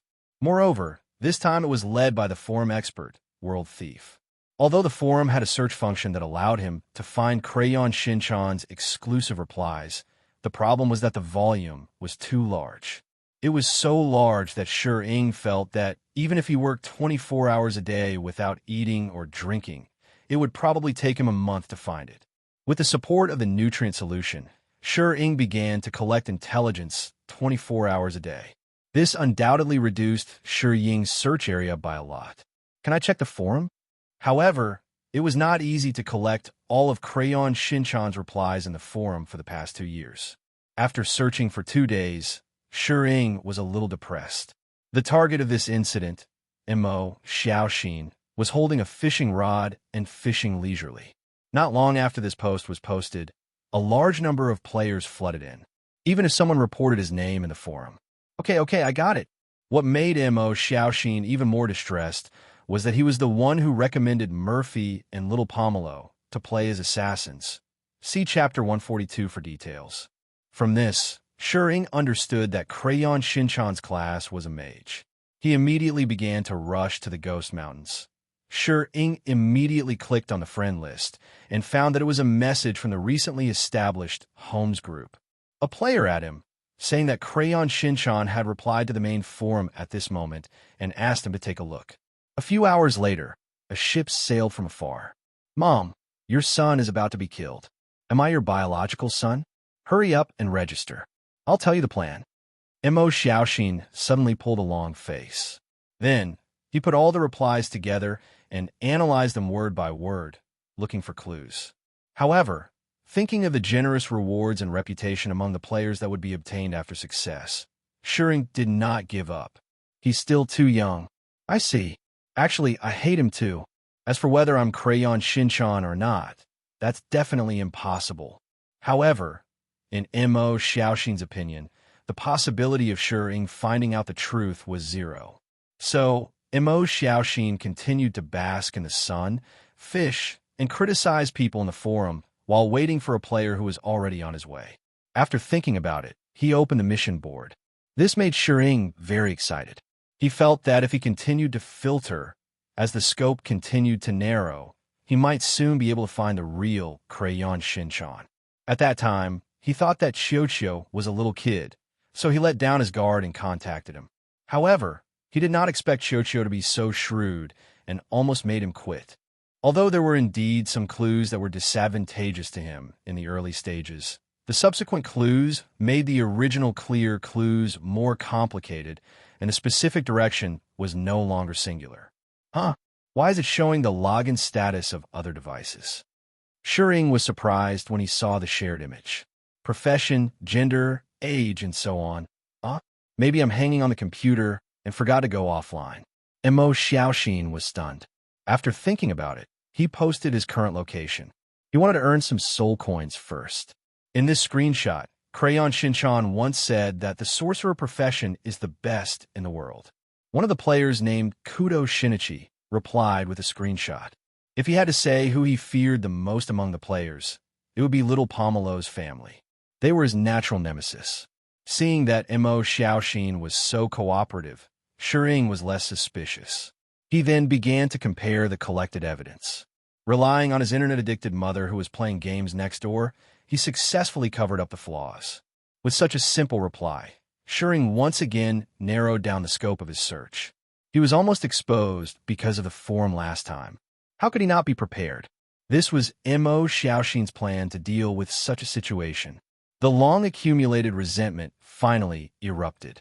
Soon, this post was pinned to the top of the forum's 24-hour hot post on the front page. At this moment, on the void ocean, a specter ship was rising and falling with the waves. After a while, Shi Ying's specter ship approached. However, doing so could easily make Crayon Shinchan vigilant, which had its disadvantages. The only thing that was a knot in Mo Xiaoxin's heart now was Qiuqiu, because no one in the game knew his identity except for Qiuqiu and his battle-addicted mother. Although he knew that he would be suspected, Mo Xiaoxin was still extremely calm. The trick of confusing people's eyes played a very good role at this time. Although these players on the list had joined a guild in the game, they still liked to be alone. In addition, there were many characteristics that fit Crayon Shinchan's design. Since the forum could not delete posts, his previous comments had obviously exposed some key information. Therefore, the most important thing was to obscure this information or even invalidate it. After all, if he was found, he would not be able to survive at all. Killing him and leaving the guild was inevitable. There were a total of 108 people on the list. Therefore, Shering opened the main forum section and posted a post. Such a simple and crude search method almost scared him to death. Some players even reported a few players in their own guild in the comments. They were very suspicious, and there was a high probability that it was Crayon Shinchan. Although they could not provide evidence, they could help to integrate the evidence and even help to analyze the existing evidence and put forward opinions. Sadness was as big as this fat fish that was caught, and it could not be stewed in one pot. In Mo Xiaoxin's opinion, having money was for happiness, and now he was very happy in the battle. At that time, the topic of discussion in the post was the result of the guild encampment auction. After some struggle, Shering finally decided to make his plan public, because with the help of a large number of players, he could also get some unexpected clues. Seeking help, need all the replies and posts of forum player Crayon Shinchan in the forum, just to let it be punished by justice. OP, World of Thieves. Although, to Crayon Shinchan, the 4 million soul coins bounty was indeed a lot, he was unwilling to leave the battle for such a huge sum of money. Therefore, he had to hide well. Fortunately, Little Ball was very loyal, even though he killed him. As a weak member of the Weak Chicken Guild, the encampment auction seems to have nothing to do with me. The reason given by Murphy and Little Pomelo was even more frustrating to Mo Xiaoxin. It turned out that his name contained the word Xiaoxin, so they were seriously suspicious of him. Looking at Mo Xiaoxin, who was fishing, the doubts in Shi Ying's mind instantly disappeared. However, until now, he had not revealed his information to anyone. Seeing that it was indeed effective, Shi Ying immediately checked the players' replies again. For example, in a post discussing the average age of the players in the battle, Crayon Shinchan had purposely said, "It looks like I'm old and older than the average age." Seeing the ship, Mo Xiaoxin knew that the killer was here, so he immediately opened his friend list, selected a friend, and made a voice call. At that time, Mo Xiaoxin almost doubted his life as he could not understand how they found him. In such a heated discussion, the number of suspects increased. For this reason, Shi Ying specially made a list, and while checking the comments, he added members from time to time. Mo Xiaoxin deeply understood what it meant to bring trouble upon oneself. Chapter 472. Previously, there were players who inquired about Hui's account being banned, players who inquired about Yi Shuer's account being banned, and so on. Shi Ying's body leaned back as he laid in the gaming chamber, his expression one of terror. In other words, it was a real-life investigation. Battle official notification. During the ban period, you are unable to log into the official website of Battle. Remaining time, 2 days, 23 hours, 58 minutes and 5 seconds. Dear mother, I'm begging you. Even a vicious tiger won't eat its own cubs. Mo Xiaoxin, who was known for his power in the forum, finally gave in and acted like a wrong child. The new mother looked at Mo Xiaoxin as if he was an idiot and continued walking to her room. Battle official notification.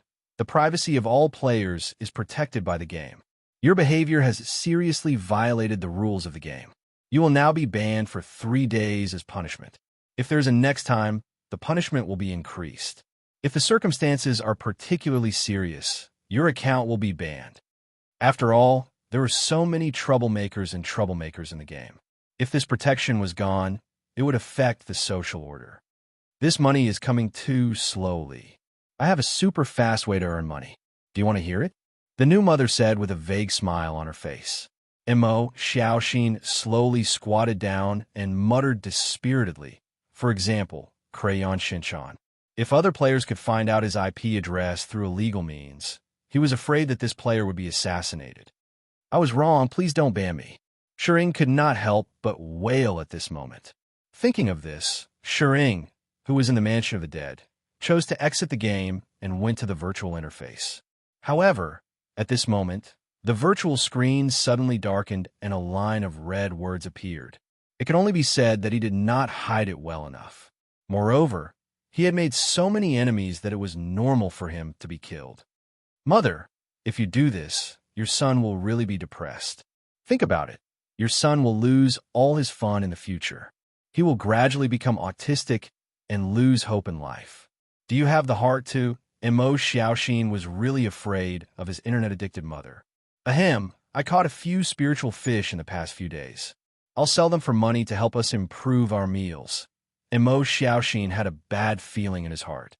As a Buddha-like big boss behind the scenes, although Lu Wu felt that he was a salted fish, he still had to have the right values. Seeing that the negotiation had failed, the new mother frowned, and a dignified expression appeared on her face. Mom, I don't think your way of thinking is right. If you really want to sell me, why don't you wait for the bounty pool to increase? Think about it. The soul coins in the bounty pool have already reached 4 million, but think about it. In the future, when everyone's level increases, the price of high-level equipment will also increase. Think about it 10 years later. Think about it 20 years later. If we take the bounty now, I think it's undoubtedly killing the goose that lays the golden eggs. In fact, there's still a lot of room for improvement. At this moment, the mother and son were staring at each other at the dining table. In other words, his efforts during this period of time had been completely wasted. The software started running. When the last suspect was investigated, Serene was completely dumbfounded. Wait until the bounty pool rises to 100 million, then we'll make our move. That way, you'll be the district's #1 nouveau riche, and you'll be able to maintain that status for at least a few decades. Mo Xiaoxin suggested with a solemn expression. Searching for someone else's IP address was a violation of the other player's privacy. The more Mo Xiaoxin listened, the more flustered he became. There was only one way in his mind to earn money so quickly and in such a way. I'm full. I'm going to the game now. Son, prepare yourself for a backstab. At this moment, the new mother stood up and made a cheering gesture to Mo Xiaoxin. Mom, why do I feel that the way you look at me these few days doesn't seem right? Mo Xiaoxin asked, slightly embarrassed. Hiss. No, it's just that we're almost out of money, and we can't afford to buy ingredients. The new mother continued with a solemn expression. At that time, Mo Xiaoxin did not believe it at all. However, as he gradually grew up, Mo Xiaoxin became more and more convinced. Based on his mother's personality, it was impossible for her to find a marriage partner. Be careful. Have you noticed that the food has become worse these days? The new mother said with a solemn expression. Where would I get 6,000 soul coins? I've used all my soul coins to buy spiritual materials to strengthen my ship. I don't have any money. Mo Xiaoxin replied immediately. Recently, your mother has her eyes on a level 120 purple equipment in the shop. It costs 6,000 soul coins. What do you think? There was no doubt that he was adopted, and now it was time for him to pay his debt. Don't worry, I'll encourage you to pull yourself together. It's time for you to step out of the virtual world and face real life. When you have money, go get a girlfriend, drive your luxury car, and live a life of cash. You'll definitely survive. The new mother said earnestly and made a cheering gesture. Mom, my dear mother, how about 10 million? Just 10 million it is. It'll go up soon. At this moment, Mo Xiaoxin felt that he was undoubtedly adopted. Upon hearing this, the new mother stopped in her tracks and turned around. See, your old mother loves you so much that she's willing to compromise for you.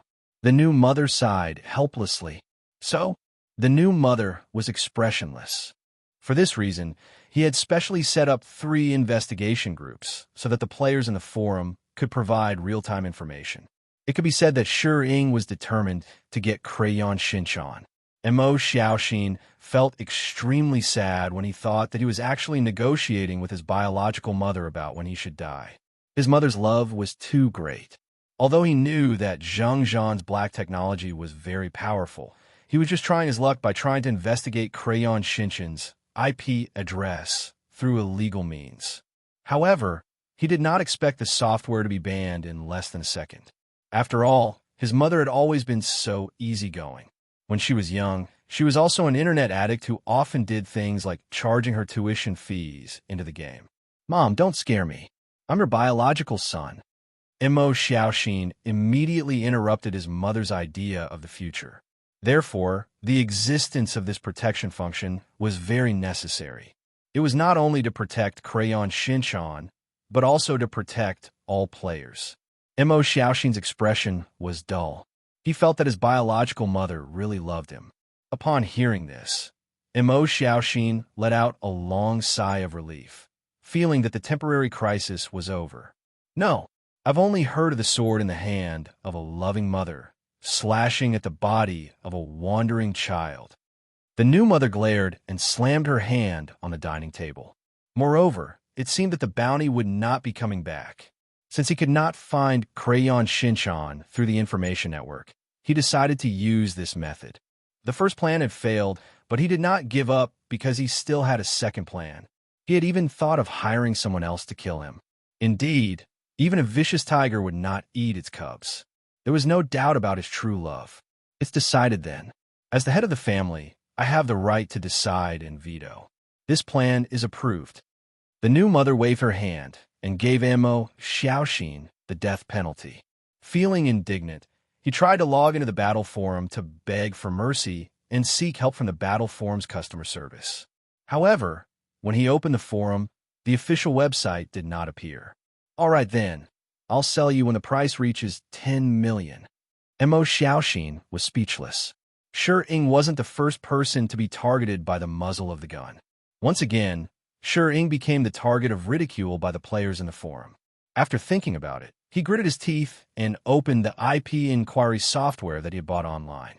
He then opened the battle forum, selected Crayon Shinchan's account, and clicked inquiry.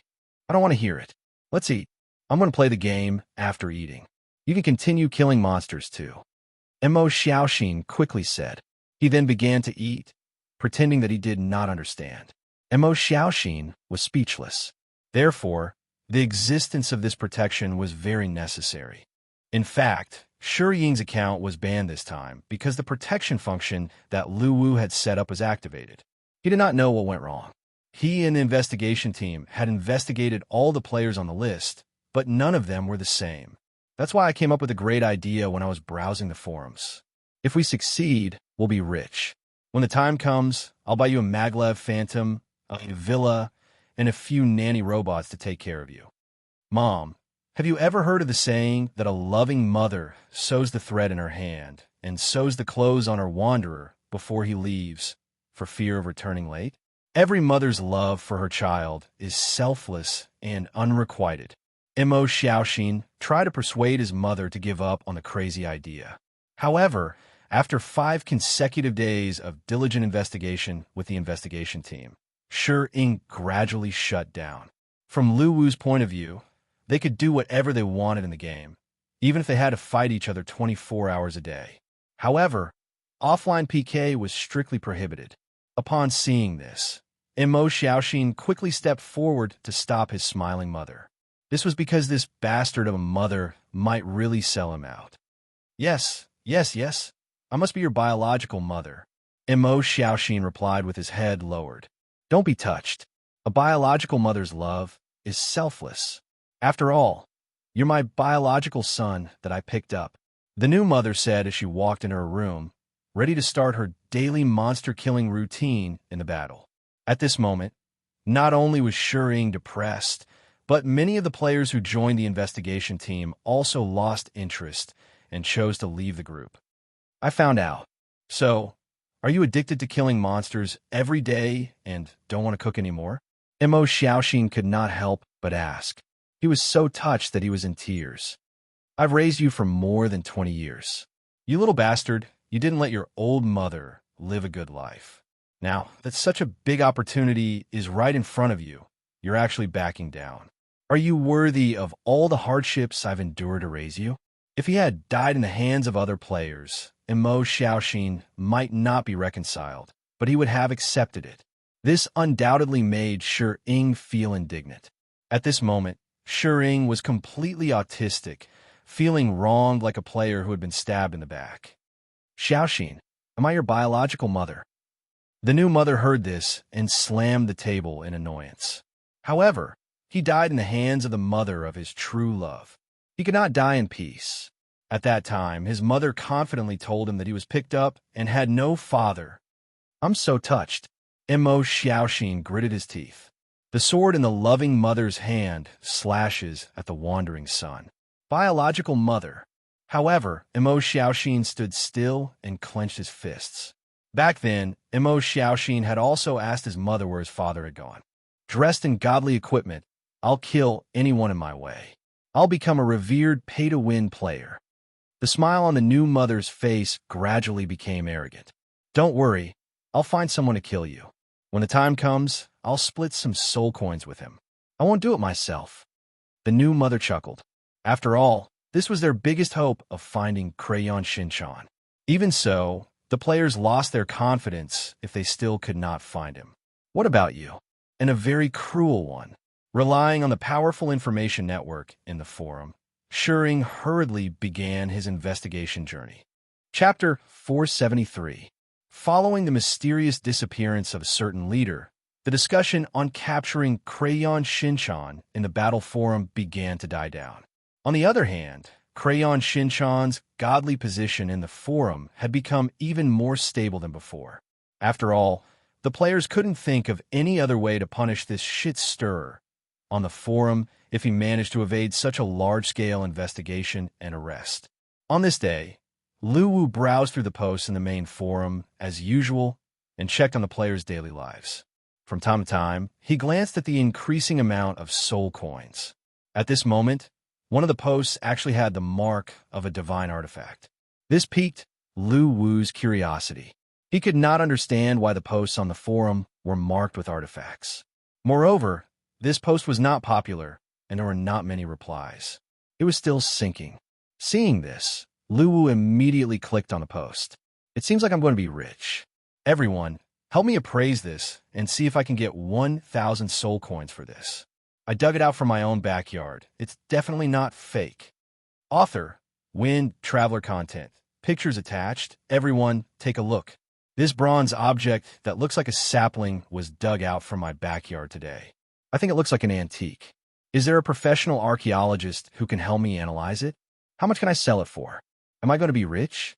In the picture attached to the player's post was a tree-shaped device. It seemed to be made of bronze, but there were no signs of rust on it.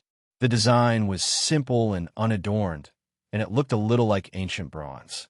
On the other hand, the replies of the gamers were less reliable. Incubus armor. I'll pay 100,000 soul coins for this thing. If you sell it, forget what I said. Laughing emoji. The manager next door. What kind of antique is this? It looks like it's made of bronze, but how could it not rust after being buried in the ground for so many years? Ban warning. Opie. I think this item is from the Shang and Zhou dynasties. Look at the design. It's very unique, so I suspect that it was made by the toy factory next door. Laughing emoji. Crayon_Shinchan. OP. Don't sell it yet. Wait for me to win the lottery. Laughing emoji. Farmer's 3 fists. You want to exchange this for soul coins? Opie, you must be crazy about soul coins. Can't you clean it up before posting? Can't you get some mud and some rust before posting? If this thing could be sold for 10 soul coins, I'll do a live broadcast of eating *T. At this moment, Lu Wu, who was staring at the picture, was dumbfounded. He couldn't understand why this thing was marked by a divine artifact. Thinking of this, Lu Wu shouted towards the living room, "Foodie, come and see what this is." A moment later, Bailey walked into Lu Wu's room from the living room with a bag of snacks in her hand and her mouth full. It was always unpleasant to be disturbed while eating. Bailey looked at Lu Wu and said with dissatisfaction, "Big Cat, what's the matter? Who the F***CK told you to call me Big Cat?" Lu Wu's veins were throbbing on his forehead. "Forget it. Come here and take a look. What is this?" Lu Wu pointed at the picture on the computer screen as he spoke. Bailey took a few steps forward and came to Lu Wu's side. When she saw the picture on the screen, she was shocked. "What is this thing?" Lu Wu knew that this thing was not simple when he saw Bailey's expression. It should be a plant that evolved from the remnant roots of a divine tree. Bailey exclaimed in shock as she stared at the computer screen. "Then why is it marked by the artifact?" Lu Wu was curious. "Because this thing is very precious. I've added a treasure identification function to the artifact. Many treasures in the real world will be marked after being identified. But it's just a picture. How can the artifact recognize it?" Lu Wu was shocked. "Stupid. The artifact recognizes the picture and then analyzes it. As long as the similarity is above 70%, it will be marked." "I see."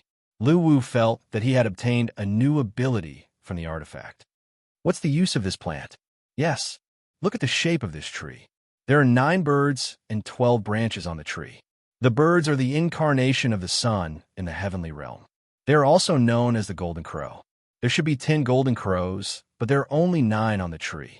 This means that the 10 golden crows are taking turns to be on duty. The missing one is the sun that is on duty in the sky." Bailey pointed above her head as she spoke. "The sun is really the incarnation of the golden crow? I'm an educated person. Don't lie to me." Lu Wu was dumbfounded. "I'm talking about the origin of the tree's shape.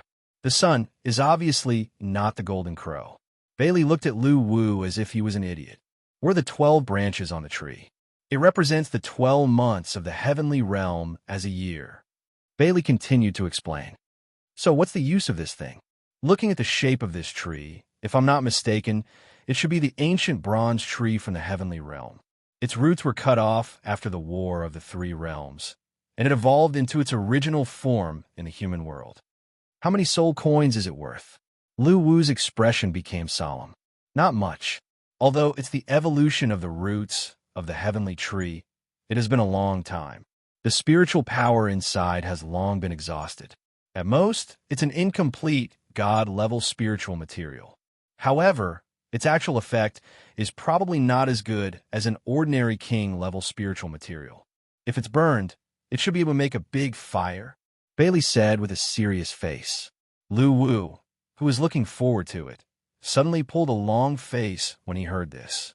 He thought that this thing was awesome, but he did not expect it to be worse than an ordinary king-level spiritual material. This undoubtedly made him feel very disappointed. "Big Cat, think of a way to buy this thing from the players," Bailey suddenly said. "What do we need this thing for? It's not as good as a king-level spiritual material. If we want it, we can find a rock to grind some wood powder to drink. It's environmentally friendly and healthy." Lu Wu was stunned. Bailey helplessly held her forehead. "Let me tell you about the ancient bronze tree first. This heavenly tree has lived for more than 80 million years. At the same time, it is also one of the most powerful gods in the heavenly realm. Other than the celestial emperor, which is also the immortal emperor, the few with the highest combat power in the heavenly realm may even reach the emperor realm in the next 10 million years." Hearing this, Lu Wu was shocked. Having been in contact with Bailey for such a long time, he knew how powerful the emperor realm was. It was just like the 3 emperors of the underworld. Each of them was the one who set the rules of the underworld. Therefore, After hearing Bei Li's words, he suddenly understood how terrifying the strength of this heavenly tree was. Could it be that we can kill or control the ancient bronze tree if we get this little sapling? Lu Wu's eyes suddenly lit up. We can't. Bailey shook her head and then continued. Now that we have set the non-server growth mode, isn't it the totem sacrifice mode? This is what I'm thinking. We can evolve the roots of this ancient bronze tree and plant it in the artifact space as one of the non-server totems. Hearing this, Lu Wu was a little curious. Bei Li and Lu Wu had discussed the setting of the non-server in the past few days. It was the totem sacrifice mode that Bei Li proposed. In this growth mode, the players had to first choose the totem they wanted to worship at the beginning of the game. In other words, the non-server players' classes were different totems, and each totem would grant the players a different system of power. However, what made Lu Wu curious was the relationship between this tree and the totem. I'm guessing that this plant, evolved from the roots, should have a weak connection with the heavenly tree in the heavenly realm. If that's the case, then it will be fun. We can plant it in the form of a totem into the artifact space and cultivate this sapling.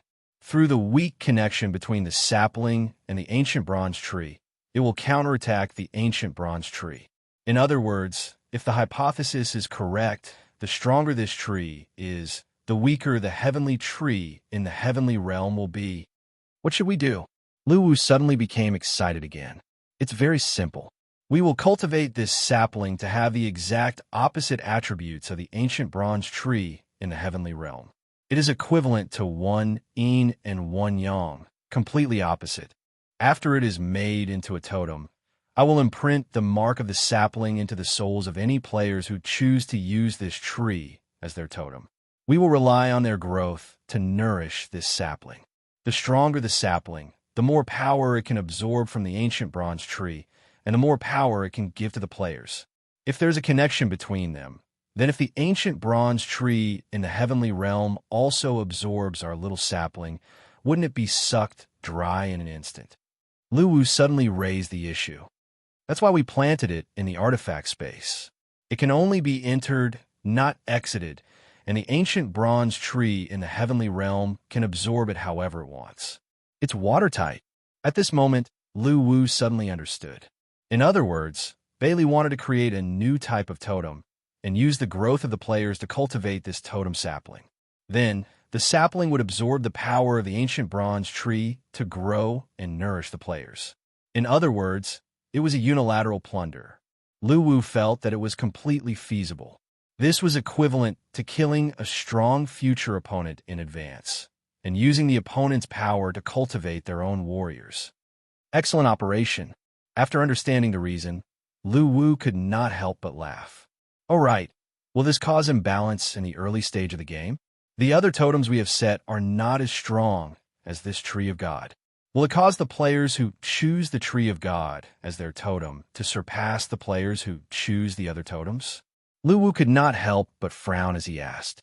After all, balance in the early stage of the game was still very important. The fate of the later stage depended on the individual, but if the early stage was very unequal, it would be a headache for Lu Wu. Bailey heard this and frowned slightly, nodding her head. Yes, because the other totems were created by me, they have to start from scratch and grow together with the players. However, the Tree of God has already mastered all kinds of powerful supernatural powers. Not only can it grow together with the players, but it can also absorb power from the ancient bronze tree in the heavenly realm. Its growth will be much faster, and the special powers it will give to the players will be very powerful. But it's not like there's no way. You can mobilize the players and let them search. Maybe there's an incomplete body part left behind by the ancient gods in the heavenly realm. By then, we can erase all the previous totem ideas and replace them with a godly totem in the heavenly realm. This way, the non-server players will grow very quickly, and at the same time, the power of the ancient gods in the heavenly realm will be further weakened. TSK, TSK, TSK. Foodie, your brain is really good. In terms of intelligence, I have to give it to you. Lu Wu could not help but grin as he heard this. Inflict 100 damage to the enemy and strengthen oneself 100 times. Luwu liked this way of growth very much. Thinking of this, Luwu logged into the forum with his GM account, clicked on the player's post, and replied with a sentence below. GM message. Verified. Our boss said that he likes this thing very much. I'll exchange it with you for 1,000 soul coins. What do you think? After Luwu's message ended, the forum exploded. Especially the player who left the comment saying that he would do a live broadcast of eating sh*t if he could sell it for 10 soul coins. Chapter 474. Upon hearing this, the ancient bronze tree shook its head and sighed. Looking at the players who were still fooling the forum, Luwu felt as if his intelligence had been insulted. Today, I rummaged through the cabinets and found a drink from 300 years ago. It should be worth 100 soul coins. Guilty, picture attached. The players could not understand what was wrong with the battle official. Why would they use soul coins to exchange for such trash? Of course, apart from this group of players, there were also some serious players who took out authentic antiques to exchange for soul coins. Actually, the ancient bronze tree sapling yesterday was not a single one, but a pair. The other one is in my hands. Picture attached, tree. Tree mother, aren't they dead? The leading golden crow asked in a trembling voice. Tree mother, is he really that strong? The leading golden crow asked. The forum was in an uproar once again when this post appeared. Usually, no matter how popular the topic was, or even the suggestions that the players strongly requested, the battle official would always choose to remain silent or even ignore it. I can't find it. It seems to be in the 3 realms, yet it seems to not be in the 3 realms. It's impossible to find its exact location through this weak connection. Moreover, I have a faint sense of danger. It might harm me in the future. However, Luwu did not feel bad because he knew that these efforts would be rewarded in the future. Soon, all kinds of rare treasure appraisal posts appeared. In comparison, it was just that the way to exchange for soul coins was different. I'm not sure. I wasn't even born when he existed. However, I know that he has always been that strong. Legend has it that all the human subordinates who follow him will be immortal. The human army that he led was like a locust plague, wreaking havoc and plundering in the extraterrestrial world. Therefore, their arrival in the extraterrestrial world was known as the Devil's Disaster. Upon hearing this, the golden crows let out a long sigh of relief. After that, Luwu had nothing else to do. Bailey put on her research suit and began to modify the attributes of the seedling. After spending 3 million soul coins, the bronze sapling was already more than half a meter tall. The players could understand the behavior of the boss behind the battle official. Luwu felt a headache coming on as he looked at the posts in the rare treasure section. When the players realized that the battle boss did not seem to be interested in any of the items, the style of the posts began to change. There was also a book written by a knife // You wouldn't even want a book written by a lousy author, let alone 1 soul coin. At this moment, Bailey stopped using her soul power to catalyze the bronze seedling. She turned around and smiled sweetly at Luwu. Seeing this, the 9 golden crows cawed and flew into the sky, circling around the ancient bronze tree again. He alone can shake the 3 realms. The strongest Renhuang had been slaughtered. After receiving the ancient bronze tree from number 2, Luwu brought the sapling and Bailey into the artifact space. 9 giant golden birds were circling around the tree, letting out loud cries from time to time. The 9 golden crows were startled. They could not understand what was going on. Tree mother, where is it? Let's go and check it out. A golden crow said immediately. Do you have so many soul coins to burn? The white-haired old man said in a deep voice, I can feel a connection with another me in my infant state. While the players were perplexed, Luwu made another post. Content. Since the boss behind the battle that generates electricity with love loves rare treasures, we hereby open a post to collect all the items that the boss values. The battle officials will collect them in the form of soul coins. At this moment, Bailey grabbed the ancient bronze tree sapling and stood up. She then threw it forward. Fortunately, he did not need to identify it. He only needed to look at the mark of the artifact and ignore the unmarked ones. His battlefield has never been the 3 realms. He has always been fighting in the extraterritorial lands. In order to plunder resources, he has opened up hundreds of battlefields in the extraterritorial lands. At the same time, he has fought against countless forces. Even so, he still won in a dominating manner. Therefore, he and his subordinates are collectively known as the extraterritorial demons by the extraterritorial forces. A young and beautiful 18-year-old girl. Yes, that's me. Money doesn't matter. Do you want it, boss? Laughing emoji. As long as the extraterritorial demons don't return, the ancient bronze tree said again. Its voice was obviously trembling when it said this. It was for the players to post and show off their treasures. At the same time, it would not affect the layout of the main forum. He felt that this group of idiotic players was indeed unreliable. Don't worry. As long as the extraterritorial demons don't return, everything will be fine. With the extraterritorial holy spirits as our ally, even if the few forbidden ones return, we will still have the power to fight them. Now, I have to continue searching for the source of my other self. I need to sleep for a while. As it spoke, the ancient bronze tree glanced at the nine-headed golden crow beside it. Its body shook and once again turned into a towering tree that covered the sky. Rare Treasures Collection post. OP. Battle GM. Because of this, the players started to deceive. Who are you talking about, you little brat? Bailey could not help but ask with her hands on her hips. This time, it was not only the local forum. Forum players from other servers also came after hearing the news. Even so, the players were still very surprised. During the discussion, many players who had studied archaeology stood up and began to analyze the item with a professional eye. They stated that the item had no practical value at all because it had no history. It was a bronze artifact made with modern technology. This stone was picked up by my grandfather on a mountain after a meteor shower more than 200 years ago. The price is 3,000 soul coins. The price is negotiable. I just want to sell it. What about the slaughtered soul? Did it return to the three realms and reincarnate? The leading golden crow asked anxiously. From the player's point of view, this was just a channel for topping up soul coins. Lu Wu was speechless. It's done. This bronze sapling and the ancient bronze tree share the same origin. I've awakened a weak connection between them. Now, all that's left is to activate it and bind it to the players so that they can grow together.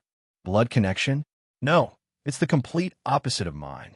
The ancient bronze tree who had transformed into an old man looked extremely solemn. Upon hearing this, the nine-headed golden crows trembled. They suddenly realized who the tree mother was talking about.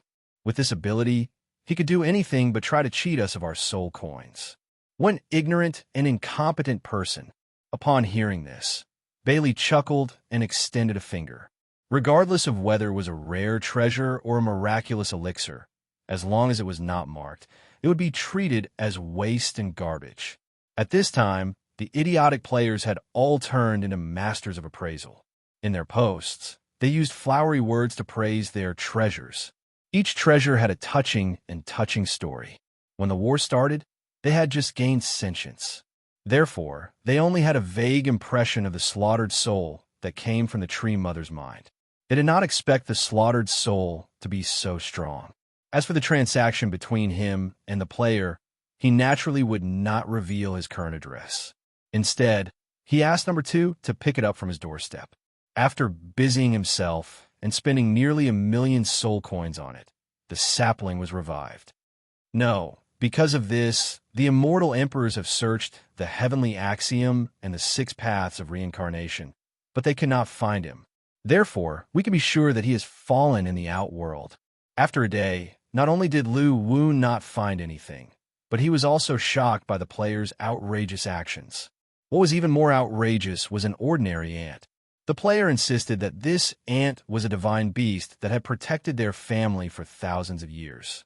This time, their fate with it had ended, and they were going to look for the next fated person in exchange for 30 soul coins. Anyone will do, as long as it's not those few people. Lu Wu decisively chose to ignore such a post. The players could not believe the reply from Battle Official. They knew very well that their power came from the ancient bronze tree. If the ancient bronze tree withered, there would be no chance for them to survive. After understanding the terror of the Emperor's slaughtered soul, they were terrified. However, after knowing that the slaughtered soul had fallen, the pressure immediately dissipated. They could only guess that the boss behind battle using love to generate electricity was a fellow who had a hobby of collecting strange and unusual items. At the same time, Lu Wu's soul coins began to decrease rapidly. If it wasn't for his fall, the heavenly realm would not dare to start the War of the Three Realms. At this point, the ancient bronze tree sighed. Yes, we have the protection of the saint spirit from the outworld. We can fight. When it said this, the ancient bronze tree's face was extremely solemn. In order to cheat Lu Wu of his soul coins, some capable players made a 1:1 ratio of the ancient bronze tree's sapling according to the sticker in yesterday's post in an attempt to cheat soul coins. Upon hearing this, Lu Wu's face broke into a smile. He took a few steps forward and rubbed Lil Bei Li's head. Lu Wu looked at it with a headache. Upon hearing this, the ancient bronze tree shook its head.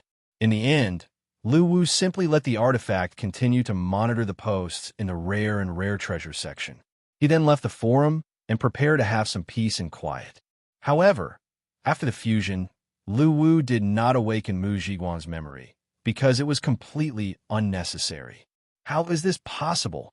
The 9 golden crows were horrified, not to mention that a piece of jade could make up a story that was similar to the cowherd and the weaving maid. This number 2 was none other than the modified person who had fused Mu Zhiguang's soul with the black tiger's body. However, Lu Wu had no interest in antiques. After all, his real purpose was to find the remnant body of the heavenly realm to make the totem. The opponents that the Tree Mother was so afraid of were not the 3 great emperors of the underworld or the 3 great emperors of the heavenly realm. It could only be the few taboos before the War of the Three Realms. This is the Apple X that has been passed down from my ancestors. It is an item from more than 300 years ago. The boss likes to exchange it with 300 soul coins, right? Laughing emoji. Tree Mother, what do you mean? The 9 golden crows beside her heard this and asked curiously. They used money to exchange for soul coins, but this stupid official refused. Why was he willing to use soul coins to buy fake goods now? Thus, the style of the rare treasures section changed again. What about the former subordinates of the Sky Demon? The golden crows asked again. After knowing that there was such a terrifying potential enemy, they also felt a sense of crisis. Rare treasures, an out-of-print physical book of I Am the Boss behind the scenes, with the autograph of the author, Yi Dao Zhanzhan. It is not a loss to exchange it for 1 soul coin, right? Laughing emoji. Not to mention the pots and pans, even the pebbles that were picked up along the way could be posted in the rare treasures section. They were bragging about it and describing it in an exaggerated manner. A gigantic tree was rooted on a floating island. Actually, the brother above is also wrong. The bronze sapling is not a pair, but a set of 3. The third one is in my hands, picture attached, the 9th heaven of the heavenly realm. Upon hearing the 2 words, Sky Demon, the 9 golden crows' expressions suddenly changed. A blurry figure appeared in their minds. Who can guarantee it? Back then, they were so powerful. Even if they perished in the battle outside the city, who can guarantee that they will not return? Thank you for your hard work. After a moment of silence, the old man that was transformed from the ancient bronze tree spoke again. While they were waiting, number 2 returned. Just as he had expected, the players immediately joined in when they heard that they could exchange it for soul coins.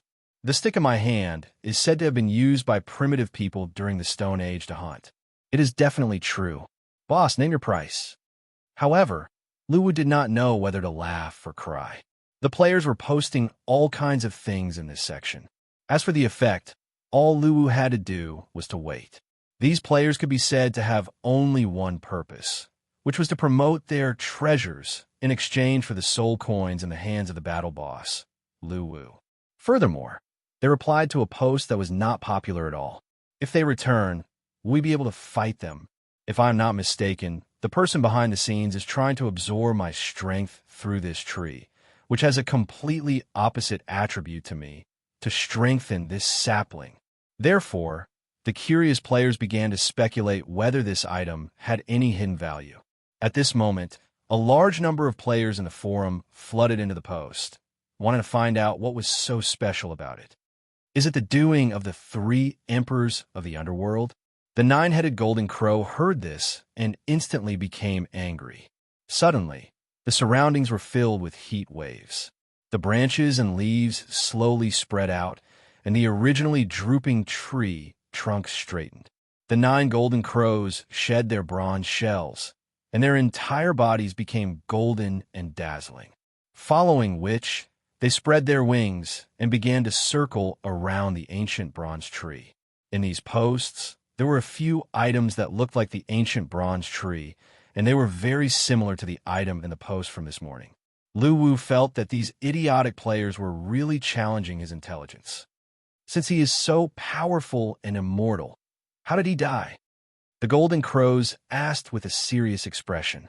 They probably died after Tumia died. It seems that their undying power came from Tumia. Since Tumia died, their power dissipated as well. Naturally, they couldn't survive in the outer realm. How can he be so powerful? One of the golden crows could not help but ask curiously, "Mother Tree, what's wrong?" Upon seeing this, the 9 golden crows in the sky landed around the white-haired old man. This bowl of mine was also dug out from the backyard. It is exquisite, and it is valued at 1,000 soul coins. Boss, come in and take a look. Just as the players were discussing this, Lu Wu specially created a new section called Rare Treasures in the forum.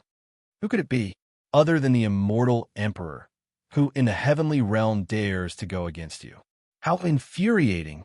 However, when they saw the content of the post, they were even more confused. Upon hearing this, the 9-headed golden crow's expression became extremely ugly, and his heart was trembling slightly. Although I know that the 3 emperors of the underworld have never let go of their hatred, I am sure that they will not do so because they are not stupid. If we start a war now, the underworld will definitely not win. Moreover, its connection with me does not come from the underworld. What is this stupid official game doing? Upon seeing this, Lu Wu could not help but frown. It's not good for children to eat too many snacks. How did the Rare Treasures section become a factory that produces counterfeit products? Suddenly, the roots of the bronze seedling extended, bit by bit, into the ground of the artifact space. After the seedling landed on the ground, it began to grow rapidly. The top of this giant tree reached the sky, and it was extremely huge. Its luxuriant branches and leaves hung down, covering the entire island. Lu Wu was completely stunned by their methods. However, this time, the official game actually replied to the post. I don't know. Outside the city is so vast. It is normal to encounter an opponent that one cannot defeat. Chapter 475. The management company was aware of Yi Godland's situation at this time, but they did not choose to let Yi Godlan receive treatment actively, because they knew that this promising singer of the new generation had come to an end. Recruitment requirements. Let these enemies know the true meaning of a human catastrophe. Tokyo, Japan. The terms of the contract were suppressing him. Treatment required a lot of money, so he could only grit his teeth and bear with it. Yi Godlan could not help but clench his fists when he thought about how he might have to earn money to survive for the last 20 days, because he had no intention of returning it. Battle Theme Song Collection Reward. Choose one. How can an idiot choose the game reward over 30 million in cash? Content. At this time, a poster not far in front of him caught Yi Godland's attention. Everyone thought that this genius would create his own musical legend in the future, and everyone was looking forward to it, including Yi Godlan himself. Only someone with a screw loose would choose the game reward. Yi Godlan took off the hat on his head and rubbed his bald head. His heart was filled with bitterness. Yi Godlan strode to the bar counter and rang the bell. A bartender who was mixing drinks immediately raised his head. Then, Bailey used the battle artifact to awaken the orb, and used the method of burning money, soul coins, to cultivate the orb into an energy ball of a small white elephant, and established a connection with the divine elephant in the heavenly realm. The final interpretation of the event belonged to Battle Online. A capitalist game would never let go of any opportunity to exploit. Under the circumstances where Yi Godlon could not create any profits, the management company was interested in the copyrights of the few popular songs that Yi Godlon had when he debuted. However, the remaining money he had did not allow him to do so, and the treatment had already drained him of everything. Originally, there were a total of 5 totems in the game, and now he had collected 2 totems. It had only been a week, and the progress was pretty good. After spending a few hours walking into the city, he took out his phone and headed to his destination bar, according to the navigation. Getting rid of the relationship would save him a lot of trouble. After all, those debt collectors were not good people. At this moment, his destination was the most famous bar in Ginza, Bar High Five. His goal was to get some performances there and earn his living expenses for the last month. Shenlong Jun, I hate you, scumbag. Hearing this, the call was hung up. Unfortunately, the owner of one of the body parts had perished in the Battle of the Three Realms. You must be God Mist Kun. Lu Wu once again obtained the body parts of 2 ancient gods from the heavenly realm. Shenlong Jun, are you hiding something from me? You weren't like this in the past. The woman on the other end of the phone asked. Perhaps you lack the courage or opportunity to make this dream a reality. Because with these totems, he could use the smallest price to nurture the strongest warriors. Not bad. 20 million in debt. I've already terminated my contract with the management company, and there's no possibility of me coming back. A bitter smile appeared on Yi Godland's face as he spoke. Even though he had paid so much, he still did not receive the gratitude of the management company. Instead, he was faced with a lawyer's letter for breach of contract. With this method of growth, perhaps the totem would be able to completely surpass the original body in the future and become an even stronger existence. The atmosphere inside was relaxed and cheerful, making people feel at ease. In other words, if this body part was made into a totem, it would not be able to absorb any power from the original owner. Looking at the sparkling surface of the lake, Yi Godlon was once again lost in thought. If new totems could be collected in the future, it could be used as a new character class in the future update of the non-server.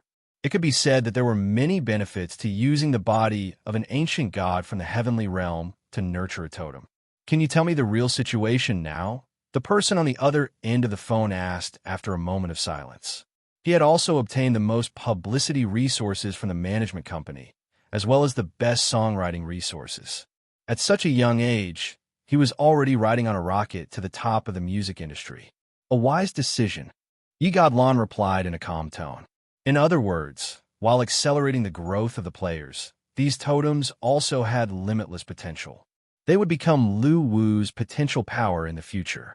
Everything was developing in the right direction. While Lu Wu was happy, he could not help but praise the almighty Lil Bailey. He bought her a lot of snacks as a reward. The bar was hidden in the commercial building of Ginza Shikita.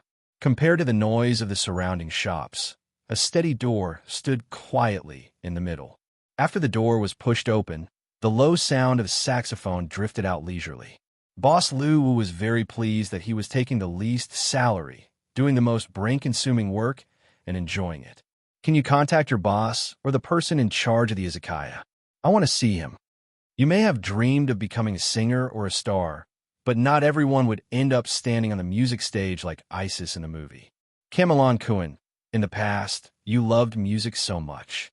You even told me that you wanted to pursue your dream of becoming the best singer in Asia or even the entire world. But look at you now, I really can't believe it. Can you tell me what made your life a mess? The woman on the other end of the line sounded very disappointed. What surprised him even more was the game reward in the second option. What the hell was that? F*CK my life, and F*CK my music dream, it's all gone. Moreover, they had a big advantage, which was the speed of growth. 1. 30 million cash reward. 3. Priority for creative works. Rock music, pure music. He was really shocked by the reward of 30 million for a song. How is this rich and overbearing? It was simply burning money. Thinking of this, he turned around and left, walking towards the neon flashing city. 2. Must be familiar with the background theme of Battle Asia, and the content of the song must match the theme. However, the company had invested a huge amount of resources in Yi Godlon because they thought highly of him. This situation was unacceptable to the company. As for what to do in the remaining month, Yi Godlon was also very confused, since he had been treating his terminal illness for the past year, and the Asia server had not been online for long. Yi Godlon was completely unaware of the influence of Battle Online in Asia. "It's nothing. I'm just performing normally," Yi Godlon said with a smile. Yi Godlon continued to smile, but tears flowed uncontrollably from his eyes. Next, Yi Godlon had to face all kinds of commercial performances and participate in various activities organized by the company, hoping to earn more benefits when Yi Godlon was at his peak. In the following days, Yi Godlon tried to persevere and actively cooperated with the treatment. However, every night when he returned home exhausted, he would look at his pale face in the mirror and his hair that was falling off day by day. Although it was very unfair to the non-server, in Luwu's opinion, he had already given them such a huge group totem cheat, so it was unfair if it was unfair. "Godlon and I agree. Let's break up." A cold voice came from the phone. In the week after the opening of the Rare and Rare Treasures section, at the age of 18, he chose to give up his studies and debut for his music dream. He stood out in a singing talent show, and with his extremely symbolic voice and singing talent, he was selected as one of the most outstanding singers of the new generation of Japan. After taking out his phone from his pocket, he picked up the phone. Therefore, Luwu gave up the idea of opening the non-server in the near future. He planned to wait until he had collected 5 totems before opening it. At this moment, he finally could not hold on any longer, and he collapsed. At this moment, his phone rang. Therefore, before Yi Godlon collapsed, the company hoped to reap the most benefits from him. As they obtained more God's body fragments in the future, they would also have more career options. Since the totem and the non-server players complemented each other, the stronger the totem, the stronger the players. Similarly, the stronger the players, the stronger the totem. In Lu Wu's opinion, so what if it was the age of chaos? Without spiritual energy, the human race could still be strong enough to make the 3 realms afraid. F*CK. I'm F*King suffering from a terminal illness. Since I don't have money, I'll go and earn money. With my ability, there's no way I won't be able to earn money. Moreover, the omnipotent Lil Bei Li was always so easily satisfied. 1. The composer owns all the copyrights of this song. Plagiarism is not allowed, and copyright infringement is not allowed. After seeing Yi Godlan's face, the bartender had a surprised look on his face. After being stunned for a moment, he suddenly said with a pleasantly surprised expression, what Luwu had to do was to lead the army of players to destroy the underworld, and then lead them to conquer the heavenly realm. Yi Godlan took out the notice of critical illness from his pocket. Looking at the time limit of 1 month, he chuckled. Listening to the bartender's incessant chatter, Yi Godlan could not help but interrupt him. Hide? Ari, do you think that I'm suffering from an incurable disease? Do you think that I'm pretending to be depraved just to leave you, like in the TV series? Ha ha! Yi Godlan could not help but laugh as he spoke. Following that, his life changed completely. However, Yi Godlan refused because these songs were the result of his hard work. He would rather bear the huge compensation. In Yi Godlan's opinion, if the person who won the prize chose the game as a reward, then there must be something wrong with his brain. After that, Luwu looked forward to the rare treasures provided by the players. AllMusic called him one of the young artists with the most potential in the history of rock and roll. Moreover, many of the songs he sang were written and composed by himself. He was also known as a genius in the music industry, garnering countless fans. It could be said that he was at the peak of his career. Battle Online Asia server theme song recruitment plan. Breaking up with his girlfriend was just to prevent the debt collectors from pestering his girlfriend after his death. It was as simple as that. After all, with such an awesome boss like me giving you the ability to be immortal, you could just rush through the whole process. Even if you die, it will only be 3 hours. Therefore, in his opinion, 30 million was not on the same level as the reward in Battle Online. I've had enough of this life. Now that he had given up on treatment, he did not have the money to do so. As for the 20 million that he had not paid back, after the bartender left, Yi Godlon listened to the music and turned around in boredom. Looking at the various customers in the bar, he seemed to be in a daze. The money in his pocket was only enough to sustain his living expenses for more than 10 days. He felt that he might starve to death before he became critically ill. But today, Battle Online will provide a stage for you to collect songs from all over Asia, excluding Chi Dragon. The remaining remnant body was a turbid and dim bead. According to Bailey, its owner was the elephant god in the heaven realm, and this bead was the crystallization of the divine elephant's consciousness. He was an orphan. Since he was going to die soon, he naturally did not worry about the debt. After planning for the future, Lu Wu was elated. In 2313, he officially debuted. The following year, he became the singer with the highest ratings, 42.8%, in the 183rd Red and White Song Festival, and was awarded the Purple Ribbon Medal by the Japanese government. Seeing this poster, Yi Godlon was stunned. Actually, it was not that he had never thought of living to the fullest in his last month. When the time came, the players who used the totem of the gods in the heavenly realm as their profession would obtain the powerful abilities of these gods, saving Lu Wu a lot of soul coins. Although the divine elephant was not as powerful as the ancient bronze tree, Lu Wu was still happy about it. Hearing this, the bartender quickly nodded. If it was an ordinary person, he would naturally choose to refuse. But since it was Yi Godlon, he knew that the boss would definitely be willing to meet him. He would let you personally perform this musical dream story that combines fantasy and reality. Now, Yi Godlon felt relaxed. But at this time, the bad news came.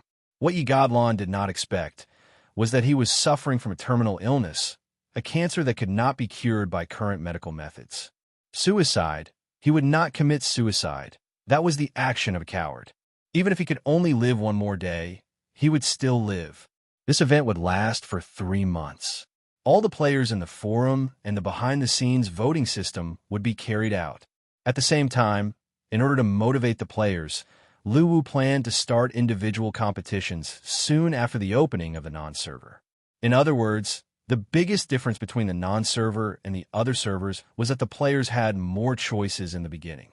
There was no doubt that the pressure in his heart was immense. Although Bailey was hiding many things from him, Lu Wu knew that as he became stronger, the truth would come closer and closer to him. One day, Bailey would tell him everything. After that, Yi Godlon completely disappeared from people's sight. Until now, almost a year had passed.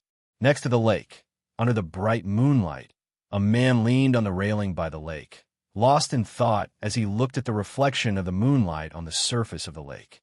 Coming back to his senses, the man listened to the familiar melody and the song he was singing. A trace of sadness appeared on his face. Suffering from a terminal illness, he could no longer create greater benefits for the company. Continuing to invest money on him was purely a waste. 2. High soul coins and equipment rewards in the battle game. Even if Yi Godlon was already a half-crippled person by then, he still wanted to snatch them away. Chapter 476. Yi Godlon did not know what the game's operation team was thinking. It was one thing to have money, and it was understandable to take out 30 million as a reward. But compared to 30 million in cash and game currency and props, he felt that the game company's operation team really treated the players like pigs. After thinking about it, he turned around, sat in front of the bar, and continued to wait. During this time, another bartender came over and asked if he wanted to drink anything. However, Yi Godlon refused. It was not that he did not want to drink. After all, he did not have many days left to live, and he did not care if drinking alcohol was bad for his health. The problem was that he had no money now. If this negotiation did not succeed, he would have to pay for the alcohol, and his days of starvation would have to be pushed forward. While they were waiting, a middle-aged man wearing a black top hat and a suit walked in from the main entrance. He went straight to the bar and sat beside Yi Godlon. He looked at him with a solemn expression and said, "You're right, Yi Godlon. You must be Your Excellency Yi Godlon. I am the owner of this izakaya, Ueno Hideki." As he spoke, the man took out a box of business cards from his suit pocket, took one out, and handed it to Yi Godlon. After taking the business card and knowing that this person was the izakaya owner he was looking for, Yi Godlon was stunned. He did not understand why the owner looked at him so eagerly. Although he was very famous in Japan a year ago, he felt that in the eyes of this owner, he was just a singer. Moreover, the izakaya operated by this owner was one of the most famous in Asia. Even at his peak, his income could not be compared to it. He should not be acting like this. Could it be that this person was his fan? Yi Godlon guessed. Hello. Yi Godlon reached out and shook hands with the izakaya owner. Actually, I came to ask if your izakaya needs a singer. When saying this, Yi Godlon looked a little awkward. A resident singer? I don't need a resident singer. The izakaya owner shook his head quickly. One show will do. I don't need a lot of money. Yi Godlon said quickly. If the izakaya owner refused, he would have to think of other ways to make money. No, I have a better cooperation project. As long as it succeeds, I guarantee that you will be satisfied with the amount. The izakaya owner said solemnly. When Yi Godlon heard this, he was stunned. He could not understand what kind of cooperation an izakaya owner could talk to him about. Could it be that he wanted me to be his child's private music teacher? Don't be ridiculous. I don't have much time left to live. After earning a sum of money, I'll go and enjoy myself for a few days, and then I'll be buried. How would I have the time to talk about cooperation? How about this? Your Excellency Shenlong, please come with me. Let's go up and chat. As he spoke, the owner of the izakaya pointed upstairs, indicating for Yi Godlon to follow him. Yi Godlon thought about it and decided to follow him. He wanted to see what this boss was talking about. To be honest, his requirements were not high. He just wanted to sing one song and earn a month's living expenses. He was not interested in long-term cooperation. After all, to Yi Shenlong, if they really starved to death, it would be too embarrassing. The two of them went upstairs, and on the way, the boss asked him what he wanted to drink. Yi Kimilon did not refuse and ordered a glass of wine that he liked. The boss immediately arranged for his subordinate to make it, and then brought Yi Kimilon to the room upstairs. This room was not open to the public, but the boss's own office. They followed the boss into the room, and the boss closed the door. Suddenly, the sound outside was completely blocked. It could be seen that the room's sound insulation was excellent. The interior decoration was not as luxurious as Yi Godlon imagined. Instead, it was very simple. The interior was decorated with a wooden structure, and there were two bookcases inside, filled with books. At this time, the boss pointed to the sofa, indicating for Yi Godlon to sit down first. Then he turned to the desk, opened a drawer, and took out a folded poster. Then he walked to Yi Godlon's side excitedly, spread out the poster, and placed it on the table in front of Yi Godlon. At this moment, he knew what the boss wanted to do. He wanted him to help him win the 30 million cash reward. As one of the most famous izakaya owners in Asia, his izakaya was opened in the most prosperous area of Ginza. Did this boss lack the 30 million cash? As one of the most famous izakaya owners in Asia, his izakaya was opened in the most prosperous area of Ginza.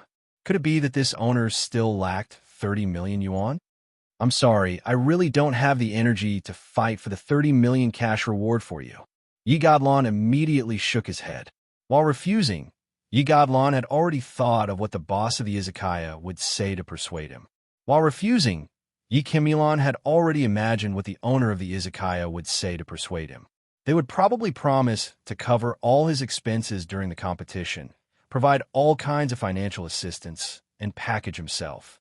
They might even be willing to give him 30% of the prize money after winning the competition, or even more. However, to his surprise, the owner of the izakaya was also dumbfounded. What 30 million? Yi Godlon was taken aback when she heard that. She then pointed to the first option in the collection of battle theme songs, rewards section, on the poster. Koshikoin, I think you're mistaken. This first reward is a scam by the battle authority, the owner said anxiously. Hearing this, Yi Shenlong came to a sudden realization. He had thought that the game company would not be able to fork out $30 million to solicit a theme song for the game. They must have too much money to burn. It was indeed fake. Which idiot would choose 30 million, unless that guy's head was kicked by a donkey? I guess Battle Corporation would be eager for someone to choose the first option.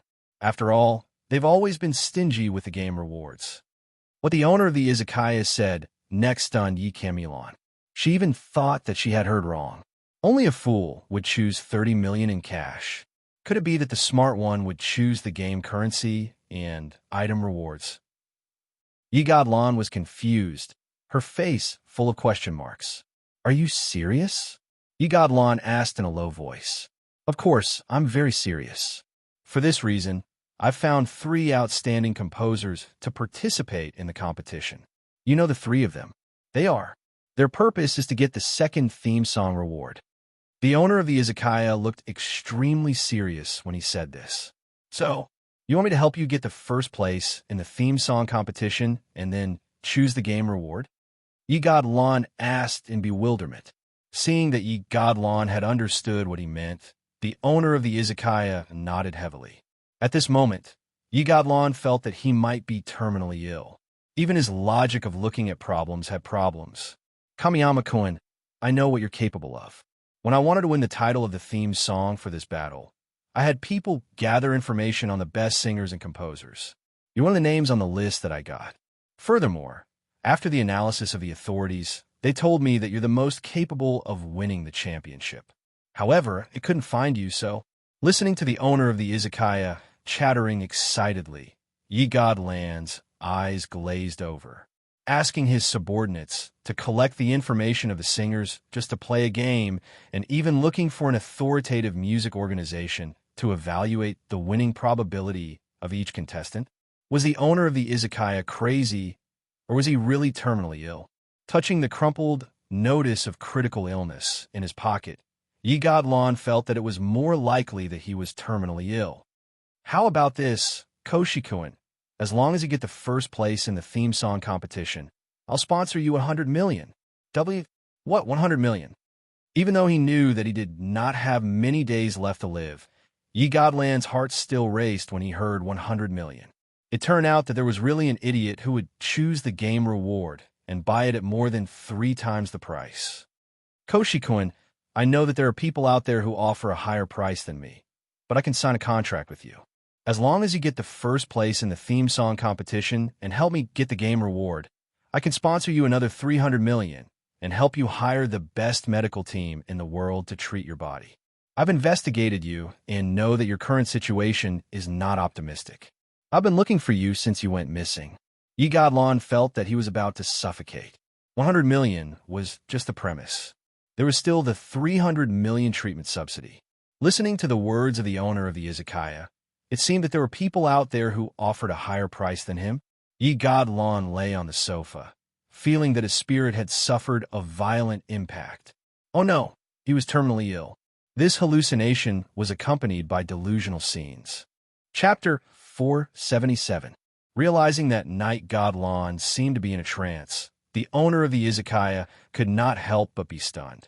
Kami-san, I've read your illness report. Although it can't be cured, it's not a problem to extend your life for a few years. You can use this money. As long as you can live, this money can help you make up for a lot of regrets. Thinking that Night Godlon was worried about his terminal illness, the izakaya owner could not help but persuade him again. Ding! Ding! At this time, the doorbell rang. Seeing this, the izakaya owner got up and went to the door. He opened the door and took the wine from the bartender, then closed the door again. Returning to Night Godlon's side again, the izakaya owner handed one of the glasses of wine to the table in front of Night Godlon and said, Kami-san, think about it. I really want to get this game reward. I hope you can help me. Night Godlon grabbed the wine glass and poured the wine in the glass into his mouth. After swallowing, he could not help but cough, and a trace of redness appeared on his pale face. I'm not dreaming, am I? Is the world of you rich people really so crazy? You're spending so much money on a game reward. Can't you just buy it from the game company? Hearing this, the izakaya owner also took a sip of wine, slowly sat on the sofa, and said helplessly, If it's possible, I also want to. If it's possible, I want it too. For this reason, I even sent my assistant to Chi Dragon to discuss with Battle Corporation about buying game privileges directly. However, my assistant couldn't find this mysterious company in Chi Dragon. At that time, I was unwilling to give up and found the agent of the Asia Server 173 company. But their boss told me that Battle Company would not sell any items that would affect the combat power in the game. Using love to generate electricity is not a joke. So in this game, you can use the game currency to buy cash, but it's very difficult to use cash to buy game currency. Not only is the price very high, but it's also often out of stock. Looking at the izakaya owner, Night God Lon could not imagine that this calm and well-behaved middle-aged man in front of him would actually be addicted to games. What made him even more incredulous was that there really was a game company in this world that chose to continue using love to generate electricity in the face of profit. At this moment, he suddenly became curious about Battle Online and wanted to know what kind of game it was. A game that could make a mature and steady adult addicted would obviously not be a simple game. Camel and Kun, think about it. If you trust me, we can sign the contract at any time. At this time, the owner of the izakaya said with a smile. Yigodlon felt like her brain had short-circuited. Clearly, she had not digested the information she had just received. She could not help but nod. I left my name card with you. If you agree, you can contact me at any time. By the way, don't forget the competition time. It's less than a month. The izakaya boss couldn't help but remind. Night Goddess Lon nodded. His heart was filled with bitterness because he only had a month left to live. All right, Shenlon Kun, have you had dinner yet? Yi Shenlon shook her head. How about this? You stay here and think about it carefully. I'll have someone send the food over. After eating, you can choose to sleep here at night. With that, the owner stood up, smiled at Yi Shenlon, and turned to leave. Hearing this, Yi Godlon could not help but ask, Where are you going? I have an appointment with someone to kill monsters in the Withered Bone Forest today. If I get there early, I'm going to have a conflict with other forces. Oh yes, I'm talking about the game Battle Online. With that, the owner of the izakaya flicked his hat with a smile, turned around and left. He was already so old, yet he was still so addicted to games. After the izakaya boss left, Yi Shenlon couldn't help but shake his head. He felt that the owner of the izakaya was putting aside his good business and was even thinking of investing the money he earned into the game. Yi Shenlon really couldn't understand him. He could only use 4 words to describe his opinion of the seemingly calm and steady owner of the izakaya. Indulging in worldly pleasures was debilitating. However, he had to admit that the izakaya boss's attitude towards him was extremely good, which made him feel that it would be inexcusable if he didn't agree. And to be honest, Yi Shenlon felt that the 400 million in cash would indeed be of great help to him. Extending his life by a few years was a huge temptation for him. Many people only realize the value of being alive at the last moment of their lives. During the treatment period, Yi Shenlon saw too many fierce people who originally said that they would just die if they had a terminal illness and would never waste money. However, those people chose to continue living in the end. Even if they had to spend all their money, it was just to live for a few more years or even a few more months. People who were not in the same position would think in a completely different way. Those who could face it calmly would always be outsiders who had not experienced it, while those who were in the middle of it would have a completely different feeling. It was the same for Yi Shenlon. If it weren't for the fact that he really had no money for treatment, he wouldn't have given up. At this moment, he felt that he had grasped the plan to continue living. However, the promise given by the izakaya boss seemed a little uncertain to Yi Shenlon, as if quicksand would flow through his fingers at any time. It was too unrealistic. With his thoughts in a mess, Yi Shenlon leaned back on the sofa until the doorbell rang. Only then did he come back to his senses. He got up and walked to the door, opening it. Standing outside was a bartender who worked in the izakaya. At this moment, he was pushing a dining cart and smiling at Yi Shenlon. Come in. The bartender nodded and pushed the dining cart in. Does your izakaya also provide meals? Looking at the food on the dining cart, Yi Shenlon couldn't help but ask. We only provide snacks. These are all delivered by the boss from outside. The bartender smiled and opened the cover of the dining cart, took out the food one by one, and placed it on the table in front of the sofa. Your boss is so polite.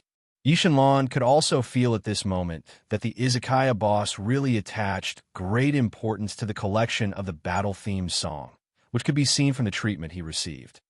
Is there anything else you need? The bartender asked with a smile at this time. No, thank you. Yi Shenlan replied politely. Okay, please enjoy your meal. You can contact me anytime if you need anything. After the bartender left, Yi Shenlan looked at the food on the table and couldn't help but be stunned. In the early stages of his terminal illness, the doctor would often tell him what food he could eat every day and what food he absolutely couldn't eat. However, after the notice of critical illness came, the doctor only said one sentence to him: eat whatever you want and do whatever you want. There's not much time left. But now, knowing that he still had a chance to continue living, the unrestrained thoughts in Yi Shenlan's heart suddenly came to an emergency stop. After some hesitation, he still picked up the chopsticks. Damn it. What if I don't get first place? Wouldn't I lose a chance to enjoy delicious food? Thinking of this, the unrestrained thoughts before he died came back again. He began to eat heartily. However, because of his weak body, after eating a few mouthfuls, Yi Shenlan felt full and even felt nauseous. It was not that the food was not delicious, but that his body could not support his gluttony at all. With a sigh, Yi Shenlan put down the chopsticks and began to think about what to do next. At this time, he had decided to agree to the izakaya boss's request. He was ready to use the last few days of his life to fight for the future. He felt that he should not give up this precious opportunity.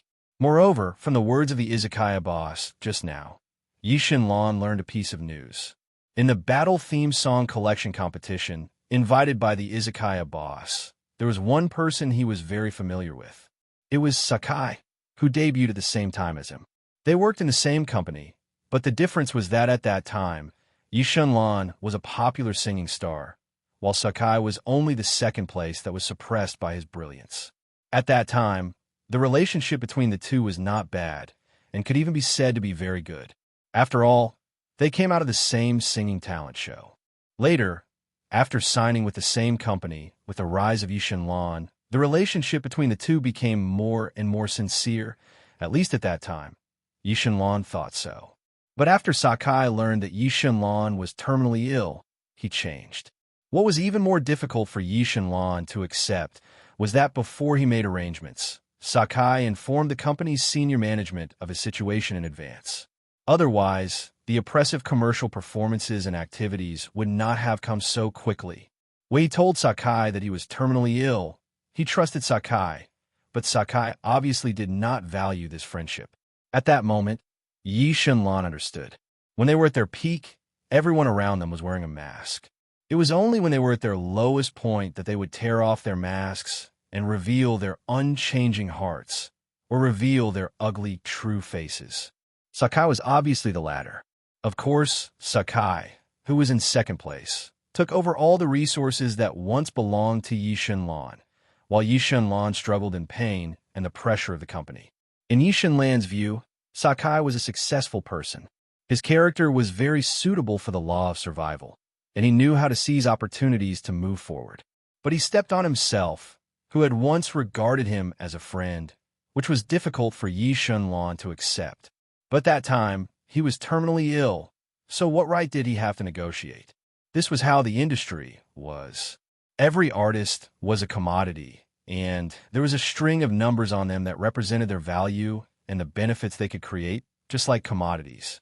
And Yi Shenlan, who was terminally ill, had been marked as a defective product at that time, and his only value was the copyright of those songs in his hands.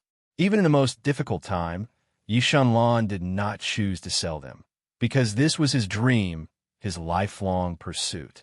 Some things could really be protected with one's life, and the way to protect them did not necessarily have to be through noisy battles to prove it. One could also be like Yi Shenlan, calmly using his life as a bargaining chip to make a choice and not compromise. At this moment, when he knew that Sakai had also joined this theme song collection competition, Yi Shenlan was slightly excited. If I can defeat you once, I can defeat you again. At this moment, Yi Shenlan's eyes gradually lit up. He picked up his chopsticks again, picked up a piece of eel meat, stuffed it into his mouth, chewed, and swallowed. At this moment, Yi Shenlan was full of fighting spirit. He He was very grateful to the owner of the izakaya, who gave him the hope to continue living and also gave him a chance to defeat Sakai again. Thinking of this, Yi Shanlan suddenly had an appetite, and once again, he ate heartily. Replenish nutrition. Accumulate strength. I want to win. 10 minutes later, vomit. Yi Shanlan lay on the ground weakly, vomiting all the food he had just eaten. There were traces of bright red blood on the ground. Wiping the residue from the corner of his mouth, Yi Shanlan supported his body to stand up and collapsed on the sofa dispiritedly. His fighting spirit had kept up, but obviously the condition of his body had not. Chapter 478. He had only been away from the outside world for a year. How could such a high-tech product be born in the world? So, he scrolled down the post to see the players' reactions. Yi Godlon was dumbfounded when he saw the replies in the post. At least to Yi Godlon, it looked like a scene of fake reviewers appearing. He turned on his computer, and the screen lit up. In a second, he entered the desktop interface. Yi Godlon began to browse the battle official forums post with doubts in his mind. Yi Godlon expressed his doubts again. That's a little unbelievable. They're all fake reviewers. Yi Godlon clicked on the browser, entered Battle Online into the search engine, and pressed the enter button. They're all fake reviewers. Aren't they afraid of losing everything? Yi Godlon spat out everything he had eaten. He no longer had the intention to continue eating. After all, his body was too weak. He could still drink liquid food, but his body couldn't handle this type of food. Captain Jack, let me tell you something. I'm a teacher. Nowadays, students don't compare whose family is richer. Instead, they compare whose PK skills are better and whose equipment is better. In the past, it was always my dad who had this and that. Now it's my dad's equipment that and that. Moreover, under inflation, the currency will depreciate, but the currency of the conquest seems to be still appreciating. I've said so much, you know. They must be crazy from playing games. After all, it was clearly stated on the poster that the theme song must match the content of the game. A pair of crimson eyes appeared in the center of the screen. The burning pupils seemed to reflect a world of blood and fire. Yi Godlan's heart skipped a beat. The more he looked, the more surprised he became. Gradually, Yi Godlan's suspicion turned to shock. Misaka's brother. Opie, forget it. The price you offered isn't considered high in the forum. You're still thinking of getting a reward at this price? I advise you to give up. Why don't you increase the price? Am I the only one who thinks cash is more important than game rewards? F***CK. Can games be used as a meal? Little Angel Jinmu. Smart people will choose to stock up. I heard that a player named Yak is planning to bring a huge sum of money into the game. Although they can't participate in the Asia server's activities, he can invite people to participate. They can trade the rewards across servers. There were even more players who replied that if they receive game rewards, they should use them for themselves or stock up and sell them when the price increased. Hiring contestants of Battle Theme Song at a high price. As long as they win the prize, you can ask for anything. What was even more outrageous was that some gaming media even gave the company behind Battle Online the title of the world's most outstanding scientific research company, and even directly called this company a black technology company. Fortunately, the computer was not locked with a password, so Yi Godlon did not have to ask questions. More than 1 million game discussion threads a day? Just how many players would be online? With that in mind, he clicked on Battle's official website. After resting on the sofa for a long time, Yi Shanlan finally recovered. However, what surprised Yi Shanlan the most was the number of posts on the top right corner. However, the main theme of the game was war. It was just a normal operation. Yi Godlon looked like she had seen a ghost when she saw this post. Requirement. Sign the contract in advance, and the reward will belong to us. Some were talking about pet raising, some were talking about fishing by the lake, and some were talking about PK combat techniques. There were all kinds of topics. Game ID, Morarji, guild affiliation, Brahma sect, position, guild leader. The number of players in Battle Online exceeded 100 million. To Yi Shanlan, this was a bit too much. Could the value of the items in the game be maintained? Weren't they afraid that they would not be able to be sold and suffer a huge loss? The best game of the century, a masterpiece that would probably not be shaken in the next 100 years. Deadline. Battle theme song collection activity ends. After glancing at the official website, Yi Shenlan clicked on the forum function. Indian ascetic.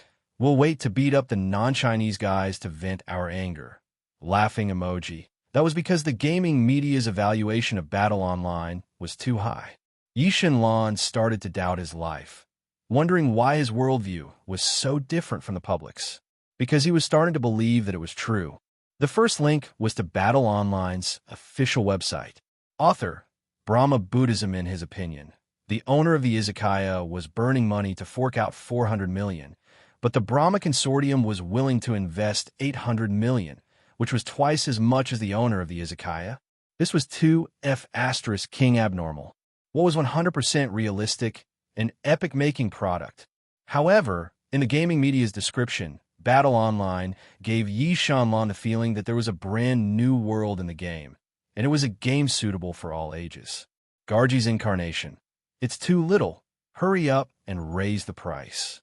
The 3-star young master next door has already offered 1 billion. It's time to burn money. Laughing emoji. Mikasa.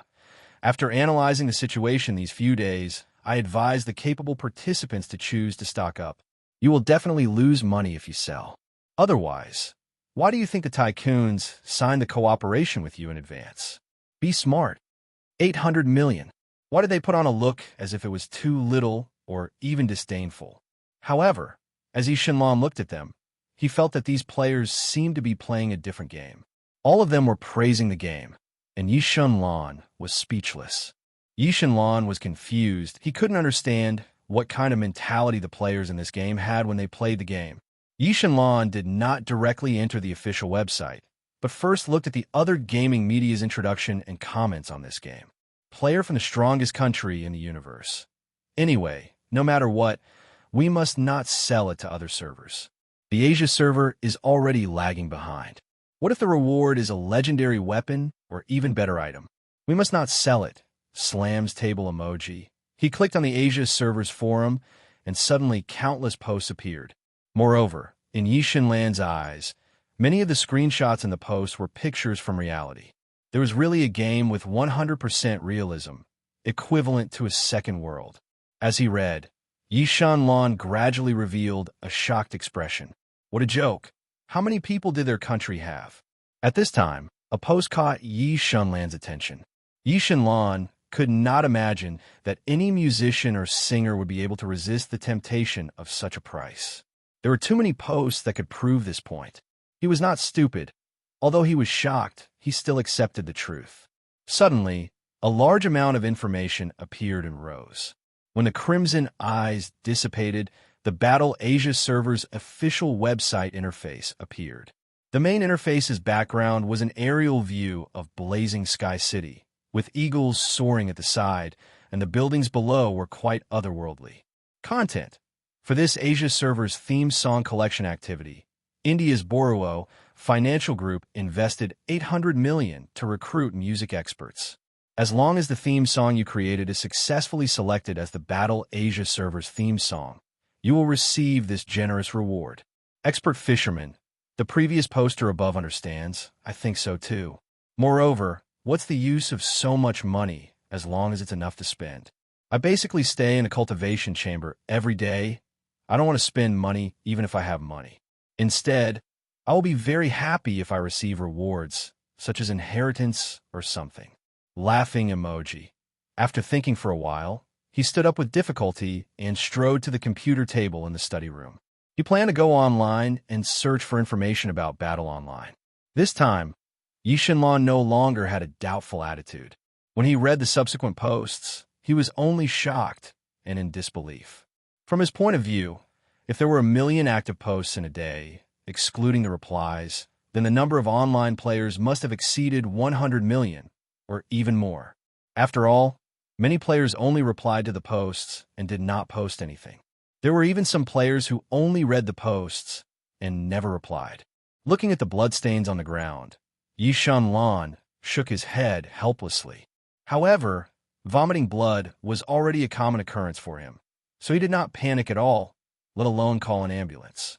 Crimson eyes slash. If I had this talent and participated in the competition, I would definitely get the reward myself. Even if I had to sell it after I got it, the price would definitely increase. Only an idiot would cooperate with you guys. However, it was obvious that not only did the Battle Asia players not suck up to them, their attitude could even be said to be extremely bad.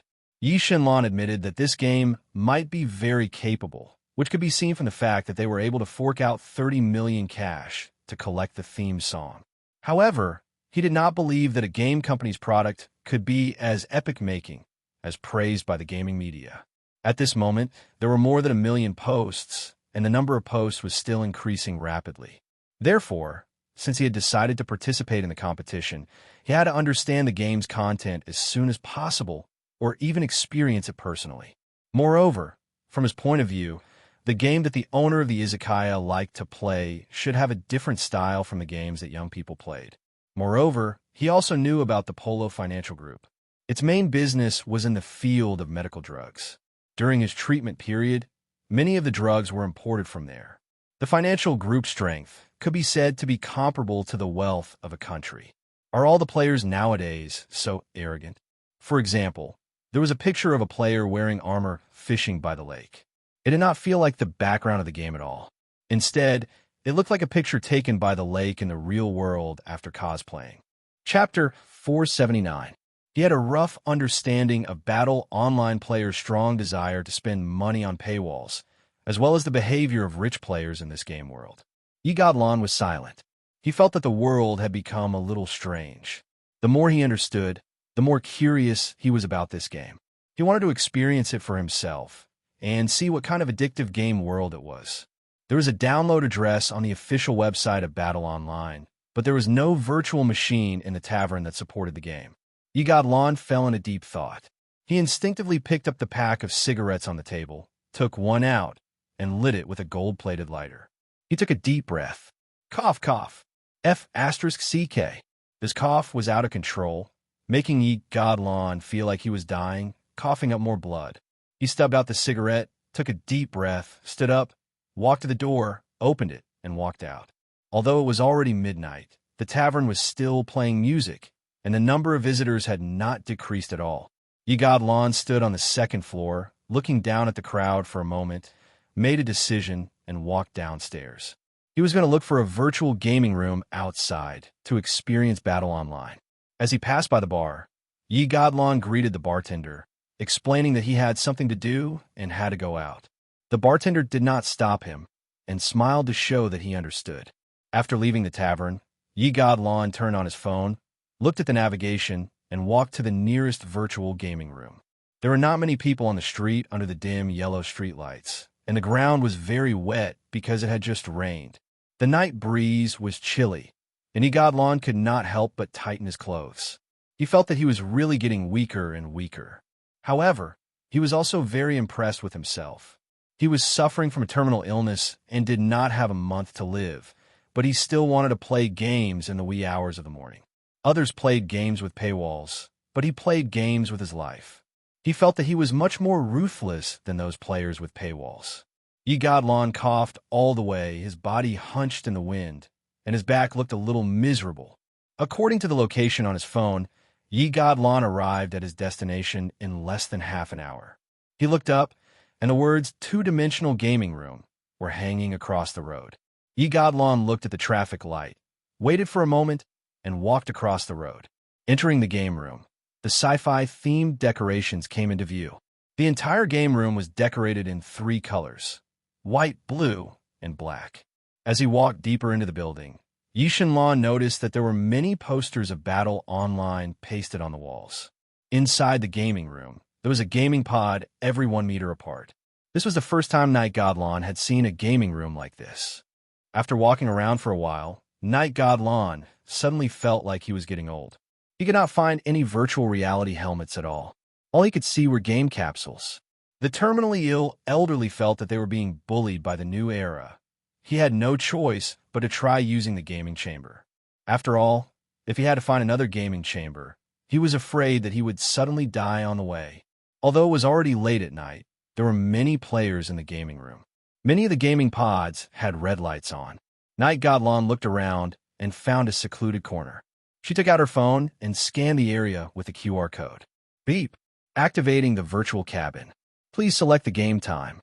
An input option appeared on the launch bar of the virtual cabin. Yigadlon thought for a moment, then pressed a 5. Beep. Insufficient balance. Looking at the notification on the screen, Night Godlon was so sad that he did not want to speak. After a moment of silence, he reached out and entered 3 on the screen. Recharge successful. Please begin your gaming journey. A sweet voice came from the gaming pod. This time, there was no insufficient balance like before. However, it still made Night God Lon feel terrible. Not only was he terminally ill, he was also King penniless. Which gamer is as ruthless as me? What kind of gamer is this? Is he more ruthless than me? Who else is there? He looked around. Although there was no one around, Night God Lon still felt that he was awesome.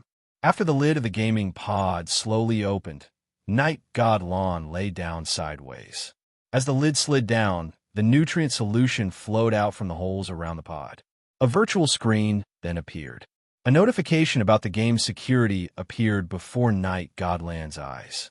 It introduced the usage of the gaming pod and the billing method in detail. Night God Lon did not choose to skip the introduction. Instead, he read it carefully. After reading it, he finally understood why the gaming fee was so expensive. Actually, the hourly fee for gaming time was not particularly expensive. The main reason was because of the nutrient solution. This was because no matter how long a gamer used the gaming pod for, the nutrient solution would be deducted first. After all, it was a one-time use item. After understanding the reason, Night God Lon skipped the introduction and a virtual gaming table appeared before his eyes. On the table, the number 1 game on the list of the most popular games was Battle Online. Its popularity had reached a crimson red, the maximum value of 100 points. Playing with things was distracting. Night God Mist mumbled to herself as she clicked on Battle Online and began her journey of battle. 3 hours later, the gaming pod was opened. Night God Lon opened his eyes suddenly. His eyes were still filled with disbelief. He quickly took out his phone from the storage box beside him. Then he stood up and went to the virtual screen for paying and surfing the internet. He fiddled with it for a while. Beep, insufficient balance. Beep, insufficient balance. Beep, insufficient balance. Not even half an hour's worth of balance was left. What the F***CK? Night Godlon leaned against the gaming pod and sat down dispiritedly. After experiencing it for himself, he finally understood why this game was called a second world by the players. It was because everything in the game was too real. In Night Godland's eyes, it was flawless. What shocked him even more was that the weakness and pain in his body had disappeared in the game. After exiting the game, this feeling of difference was especially obvious. It made him want to stay in the game and not return to this weak body. In the game, he chose to be a heaven bearer, which was a telekinesis user. The feeling of mastering superpowers and the increase in physical strength that came with leveling up made him very addicted. However, he was out of money. Night Godlon could not help but mutter to himself again. He had completely forgotten that he had previously said that playing with things was distracting. Even Night Godlon had to admit that this game was really amazing. It was a completely different worldview, different buildings and sceneries, and even different customs. Everything was so real that it felt like he was in a different world. In the 3-hour world, Night Godlon met many players and also interacted with many NPCs. All of this deeply shocked him. This game was amazing.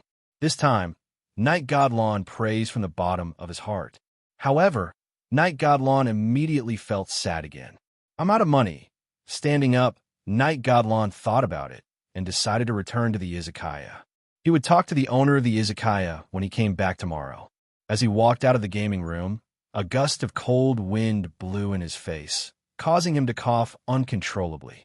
After experiencing a strong physique and superpowers, Night Godlon felt very uncomfortable when facing his weak body again.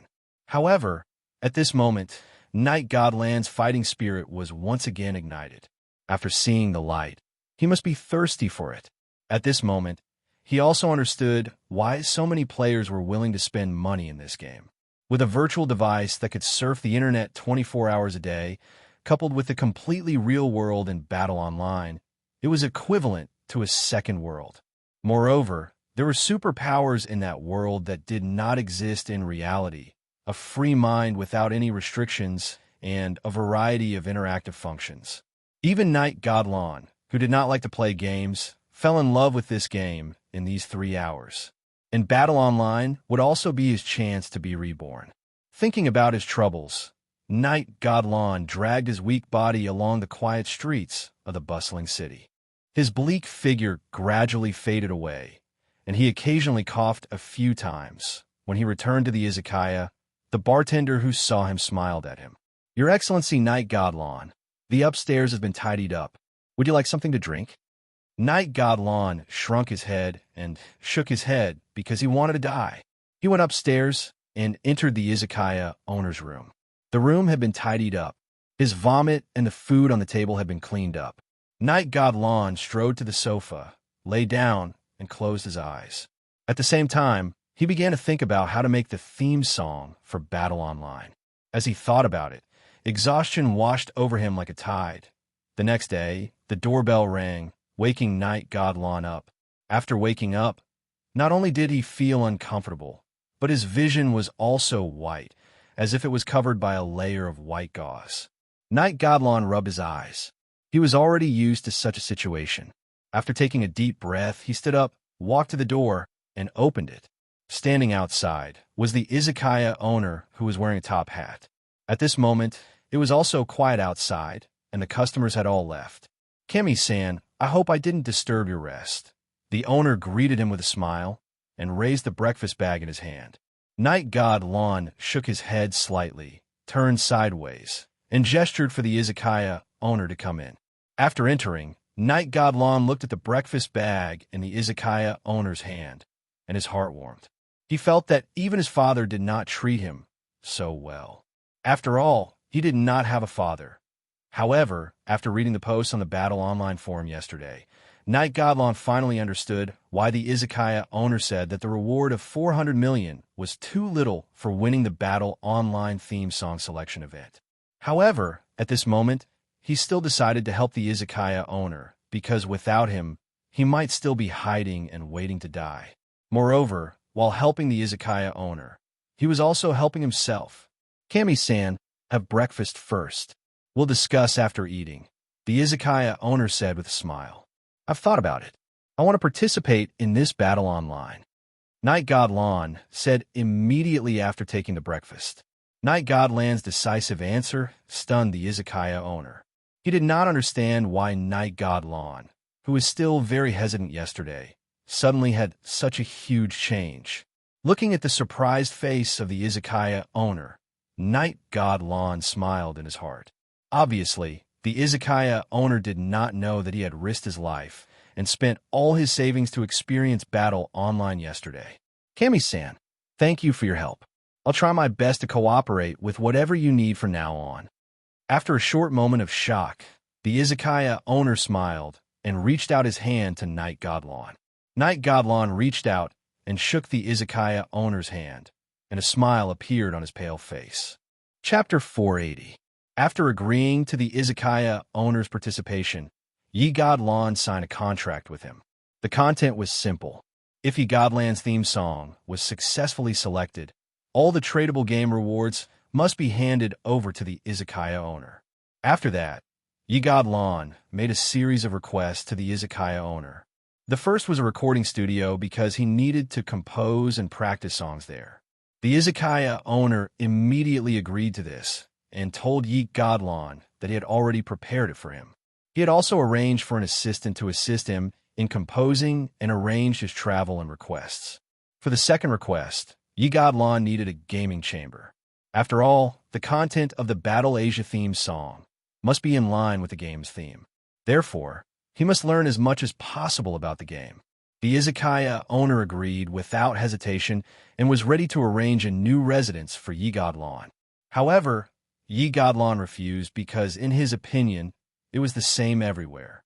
He could live here, and as for the gaming chamber, he could just transport it over. Although the izakaya owner was surprised, he agreed. After fulfilling these two requests, Yi Godlon said that he had no other requests for the time being. When the izakaya owner heard this, he said that he could contact him if there were any other requests. Then, he got up and left the izakaya.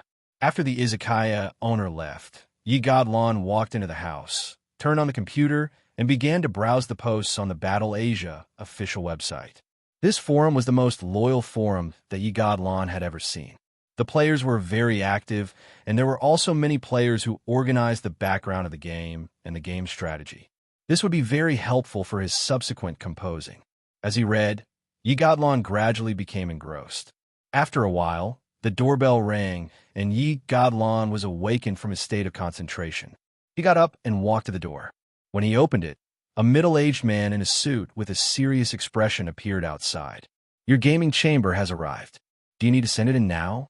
At this time, the man turned sideways and revealed a few staff members who were installing the gaming chamber behind him. When Yi Godlon heard this, he immediately nodded and made way. After the staff carried the gaming chamber parts into the house, the man in the suit standing at the door spoke again. "Your Excellency Yi Godlon, my name is Matsumoto. I will be in charge of your itinerary from now on. While the staff are installing the gaming chamber, would you like to take a look at the recording studio now?" Yi Godlon did not expect the izakaya owner to arrange things so quickly. It had only been a while since he signed the contract, and everything was already arranged. Did he expect that I would agree? Yi Shenlong thought to herself. "All right, let's go take a look," Yi Shenlong said to Matsumoto after a moment of silence. Under Matsumoto's guidance, Yi Kim-ilon left the izakaya. There was already a maglev Phantom car of the latest model waiting outside. After getting into the car, Matsumoto sat beside Yi Godlon and began to explain the situation of the recording studio to him. According to Matsumoto, the owner of izakaya had booked a top-notch recording studio for a month, and he could go there at any time. This made Yi Shenlong sigh again. The world of the rich was really capricious.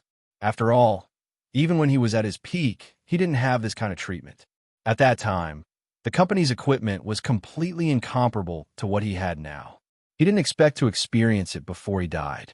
After traveling for more than half an hour, Matsumoto and Yi Godlon arrived at the recording studio that they had booked earlier. The staff who had been notified immediately came out to greet them and brought Yi Godlon around. "Your Excellency Shenlong, do you want to test the effects?" Matsumoto asked. Yi Shenlong nodded. He couldn't help but feel his heart palpitate. He loved music, but due to his illness, he hadn't touched the thing he loved the most for a year. He couldn't help but feel excited. He followed Matsumoto into the recording studio. After being asked by the staff, Yi Shenlong chose a song he had written when he first debuted and stood in front of the condenser microphone. As the familiar melody played, the lyrics appeared in his mind. As the melody approached the lyrics, Yi Shenlong opened his mouth slightly, his expression extremely engrossed. With a voice burst forth from his mouth, the Yi Shenlong was back. His voice was sometimes passionate, like the rolling waves of the sea, sometimes melancholy and melancholy, sometimes like the gurgling waters of a mountain stream, and sometimes melancholy and melancholy. His face was haggard, and his body was all skin and bones. However, his voice contained his boundless love for music. A sincere love for music ignited in his chest. At this moment, he was the protagonist, the center of the world. At this moment, it wasn't just Yi Shenlong. Even Matsumoto and the staff were immersed in Yi Shenlong's voice. When the melody ended, everyone couldn't come back to their senses for a long time. Cough, cough. At this moment, Yi Shenlong suddenly squatted on the ground with a pale face and started vomiting blood.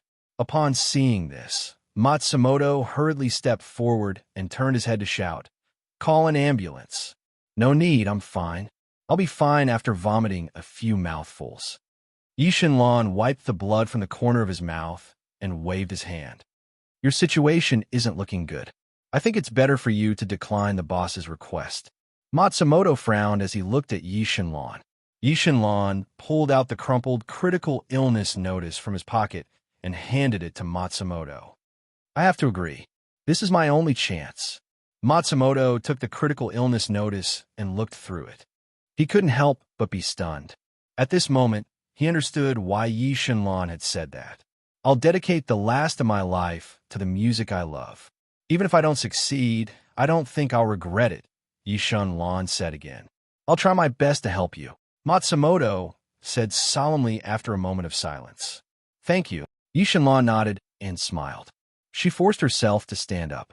Hearing Yi Shenlan's voice become very hoarse, Matsumoto could not help but say, Your Excellency Yi Shenlan, go back and rest for today. Come back tomorrow. Hearing this, Yi Shenlan's expression didn't change. However, he couldn't help but clench his fists. Even singing has become so extravagant for me. How am I supposed to win in this state? Thinking of this, Yi Shenlan's expression became resolute. Rest here. I don't have much time left. My body will only get worse. There's no point in resting. Hearing this, Matsumoto sighed and didn't stop him. However, he was still a little worried. At this moment, a plump staff member who was standing beside them took a few steps forward and whispered, Your Excellency Yi Shenlan, are you going to participate in the battle-themed song selection competition? Yi Shenlan nodded in surprise. If you're not feeling well, why don't you practice and compose songs in the game? You must know that battle is a 100% realistic game. Even your songs can be recorded in the game. Hearing this, Yi Shenlan's body trembled. She immediately asked, Is it really possible in the game? Yes, if you need professional noise removal equipment. They might be sold in the game shop. There are a lot of items there. You can look for them. The staff member, Little Fatty, replied with a serious look. These words made Yi Godland's heart excited again. Come, let's go back. Hearing this, Matsumoto nodded with a smile. He was also a battle player, so he knew that this was completely possible. He just hadn't thought of it before. Returning to the room on the second floor of the izakaya, the gaming chamber had been installed and was placed horizontally in the corner of the wall beside the office desk. Seeing this, Yi Shenlan turned to look at her assistant, Matsumoto, and said, Go back first. I won't die for the time being. Don't worry. Hearing this, Matsumoto smiled bitterly, but still nodded. I'll be upstairs. Call me anytime if you need anything. Saying this, Matsumoto walked out of the room and closed the door. After Matsumoto left, Yi Shenlan came to the gaming chamber excitedly, opened the door, and went in sideways. As the door closed, the water level of the nutrient solution rose. Yi Shenlan once again entered the world of battle, blazing Sky City. Yi Shenlan's figure appeared. Clenching his fists, Yi Shenlan felt the abundant energy and strength in his body. He was excited. All the restraints in the real world had disappeared at this moment. Here, he could really play to his heart's content. He knew that he didn't have much time left. Therefore, he had to find a secluded and suitable place to compose songs as soon as possible. With this thought in mind, Yi Shenlan opened the battle official forum and opened a thread to ask the players for advice. Soon, the players on the forum replied, The Dark Forest. According to the player's description, this forest was a forest with no living creatures other than plants. The environment inside was quiet, which was very much in line with his requirements. After getting the coordinates, Yi Shenlan left the city and began to walk toward the destination according to the coordinates marked by the players. He was ready to start his composition, which was also his last desperate attempt. For the next few days, the players who passed by the dark forest could hear singing coming from within. In order to compose a battle-themed song that would satisfy him, Yi Godlan devoted herself to it. His body in the real world was getting weaker by the day. However, Yi Shenlan's spirit was getting stronger and stronger. He even relied on the nutrient solution to support him and devoted himself to composing songs 24 hours a day. Although he was in a virtual world, everything was so real. There was no one to disturb him. There were only trees, flowers, and his favorite music as companions. To Yi Shenlan, such days were fulfilling and satisfying. One day, after a simple meal, Yi Shenlan took out his music score and stood beside a towering tree. He began to sing again, making changes to the score from time to time. At this moment, the tree beside him suddenly shook, sprinkling crystal green spots of light. Then, to Yi Shenlan's surprise, a girl wearing a green veil slowly emerged from the green spots of light. The girl looked to be about 10 years old. Her big, blinking eyes made her look very cute. At this moment, she was looking at Yishan curiously, her eyes bright and full of expression. This was Yishan first time seeing a creature other than NPCs and players in the game. He could not help but be curious. "It's beautiful." At this moment, the girl suddenly shouted excitedly. A pair of transparent wings suddenly appeared behind her back, and she began to fly around Yishan. "It's beautiful, it's beautiful. LVE likes it very much." The girl shouted excitedly as she flew. What's the matter?" Yishan asked in surprise. "LVE likes you. LVE wants to hear you sing." To Yishan surprise, LVE suddenly threw herself into Yishan arms and shouted excitedly. Chapter 481. Green Robe's enthusiasm made Yishan a little uncomfortable, and he could not help but push her into his arms. However, after a brief moment of confusion, Green Dress once again threw herself into Yishan arms. Yigadlan, at this moment, he suddenly remembered the analysis function and quickly looked at the girl in his arms. Green clothes, nature butterfly, character details, elves that have been hiding in nature for years. Their birth rate is extremely low. Every nature butterfly that is born will have the ability to comprehend the laws of nature. They are simple in nature. Hobbies, nature, vitality, beautiful things, music, character condition, balanced, body formed by elements has reached a state of balance with nature, happy, ongoing. Character evaluation, elemental creature with super potential, has the potential to become a god. After looking at Green Dress's interface, Yigadlan had a rough idea of Green Dress background. Due to her short exposure to battle online, Night Godlan did not fully understand Green Robe's analysis panel. She thought it was just an ordinary creature in the game. So he rubbed Green Shirt's little head and said, "That's right. Don't be like this. I don't have much time left. Green Shirt has been eavesdropping on you for a long time. I can't take it anymore," Green Shirt said as she rubbed her face against Yishan. Yishan looked helpless and could only push Green Robe away again. However, Green Dress was still very excited. She flapped her wings and began to circle around Night Godlan, humming the song that Night Godlan had sung before. Lui's voice was very unique. It had a quiet, soothing quality to it. It was as if her voice had seeped into the air and merged with nature. Her ethereal voice was filled with vitality, and Yishan could not help but be stunned. After singing the song, Lu threw herself into Yishan arms again. "That's amazing." Yishan was stunned. The characters in the game were extremely lifelike. Yigadlan had already experienced this before. However, Yigadlan was shocked to find that the character he had created had such singing abilities. "Lu, have you been eavesdropping on me, singing for a few days?" Yishan asked curiously as he rubbed Lu Yi's head. When Lu heard this, she nodded vigorously. "Green Dress has been eavesdropping all this time." "Nice." Green Robe raised her head and giggled. An image surfaced in Yishan's mind. A sneaky figure was hiding in the tree, staring at him and smiling foolishly every day.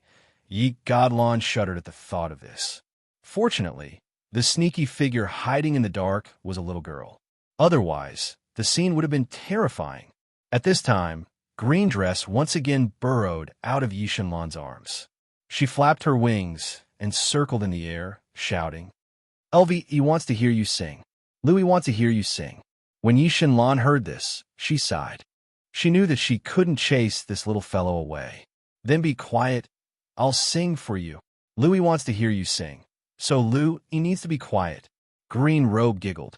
She then flapped her wings and flew up to a tree branch.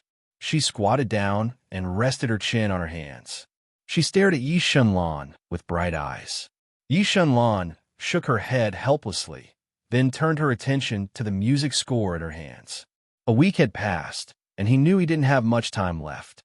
He had to hurry up. Thinking of this, Yigadlan once again immersed herself in composing and singing. Gradually, he forgot that there was a little elf beside him and began to sing again. Time passed day by day. In these few days, Yi Shenlan had become familiar with Green Dress, and Green Dress accompanied him every day. Every time Yi Shenlan sang, Green Dress would sit on a tree beside him and stare at him, quietly listening. And when Yi Shenlan was frowning and thinking hard, Green Dress would float down from the tree and dance around Yi Shenlan. At the same time, she would imitate Yi Shenlan's tune and sing. Green Dress's voice was very special. Yi Shenlan could always find inspiration from it and modify the lyrics. It could be said that Green Dress's existence was a great help to Yi Shenlan. She gave him a sense of companionship and warmth when he was busy composing. Rather than saying they were friends, they were more like music partners. Every time one of them finished singing, the other would sing. The beautiful singing flowed through the trees and flowers of the dark forest like flowing water, bringing vitality to the silent forest. The lyrics and songs in his hands were also becoming more and more perfect in such an environment. And Yi Shenlan was also becoming more and more confident in winning the battle theme song competition. Today was the last day to collect the battle theme song. Yi Shenlan sat under a tree and ate the food he bought from the mall. He looked at Green Dress in front of him with a smile. Shenlan, this is not delicious at all. Green Dress hates eating this. Tui, tui, tui. Green Dress made a bitter face and spat out all the food she stuffed in her mouth. Seeing this, Yi Shenlan couldn't help but laugh. Don't force yourself if you don't like it. Hearing this, Green Dress giggled. But why do I feel that you look delicious when you eat it, Shenlan? Looking at Green Dress, who was blinking her eyes and asking him questions, Yi Shenlan couldn't help but reach out and rub her little head. Maybe you're too picky. It's not good for children to be picky. Green Dress seemed to believe Yi Shenlan's words. She couldn't help but take a small bite of the food in her hand. But before she could swallow it, she couldn't help but spit it out again. Then, she frowned and said pitifully, Shenlan, I'm not eating anymore. Here. Saying this, Green Dress handed the deer biscuit in her hand to Yi Shenlan. Haha, I won't tease you anymore. Looking at the aggrieved Green Dress, Yi Shenlan felt that he hadn't felt so relaxed in a long time. As the last day of the battle campaign theme song collection approached, the fear in Yi Shenlan's heart faded. There was only relief. To Yi Shenlan, this song that he wrote with Green Dress was his peak. Even when he was at his peak, he didn't have this song. He had no more regrets. After finishing the food in his hand, Yi Shenlan stood up and stretched his body. Then, he turned to look at Green Dress and said, Green Dress, we're going to record this song later. Be serious. Yeah.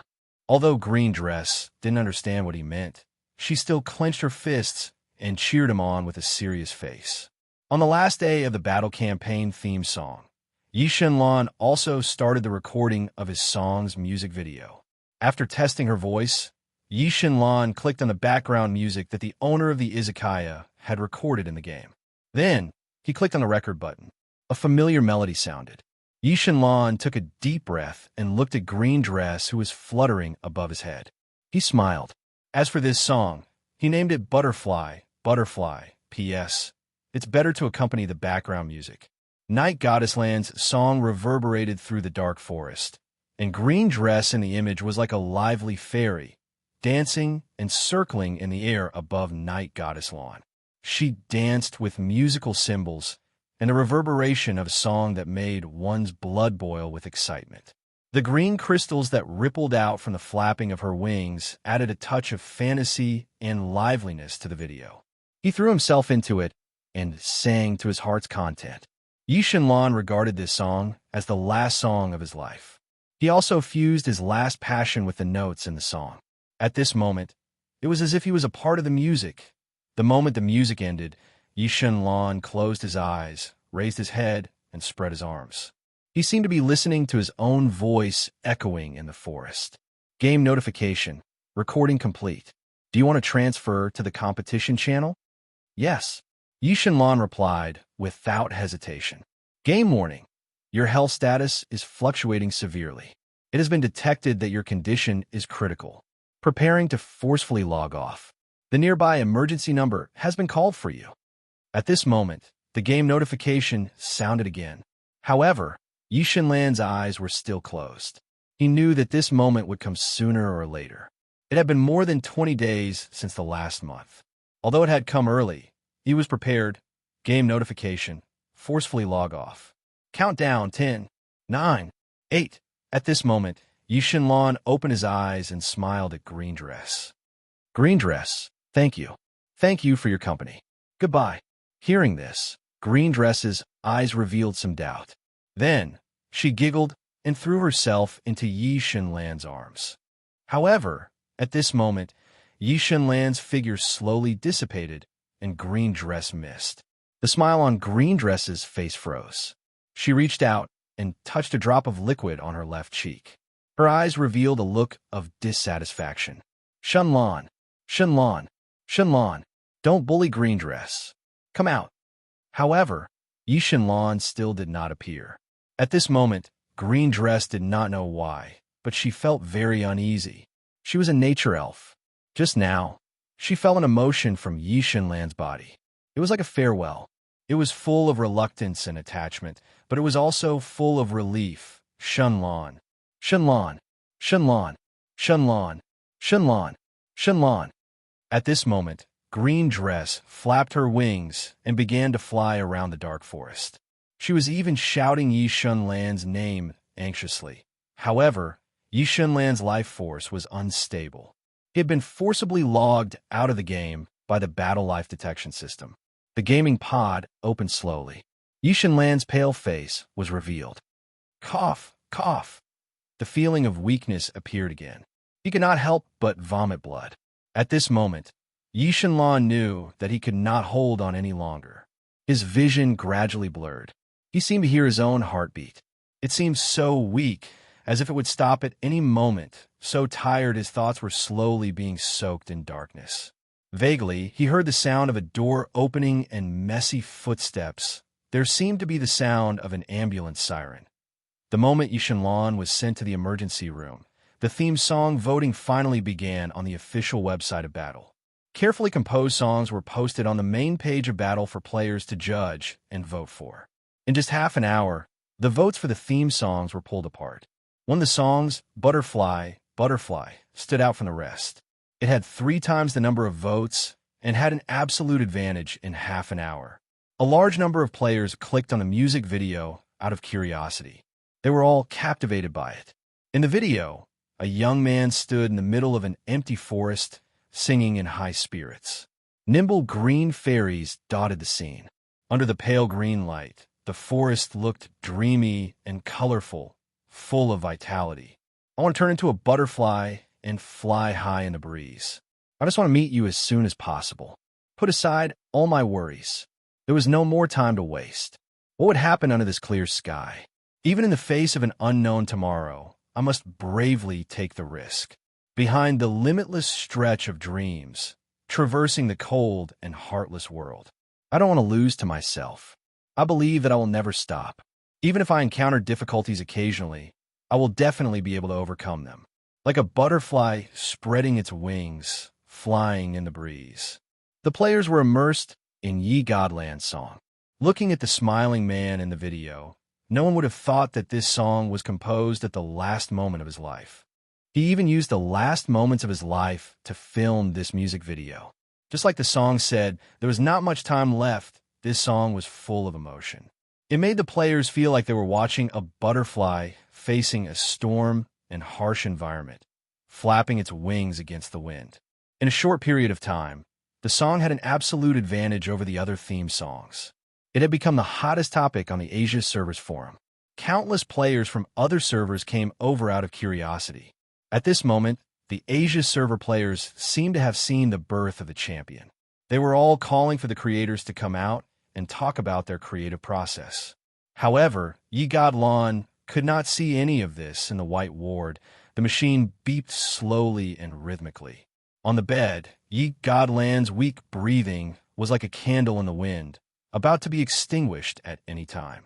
At this moment, the assistant Song Zizu was standing beside the bed, looking at Yi Godlan, whose eyes were tightly shut. His expression was extremely complicated. According to the doctor, Yi Lan could not make it through the night. Any rescue would not be effective. Next, he could only wait for death to come. A month of pursuit and hard work at the moment when the results were about to come. Yi Lan, who was lying on the bed, could not be seen.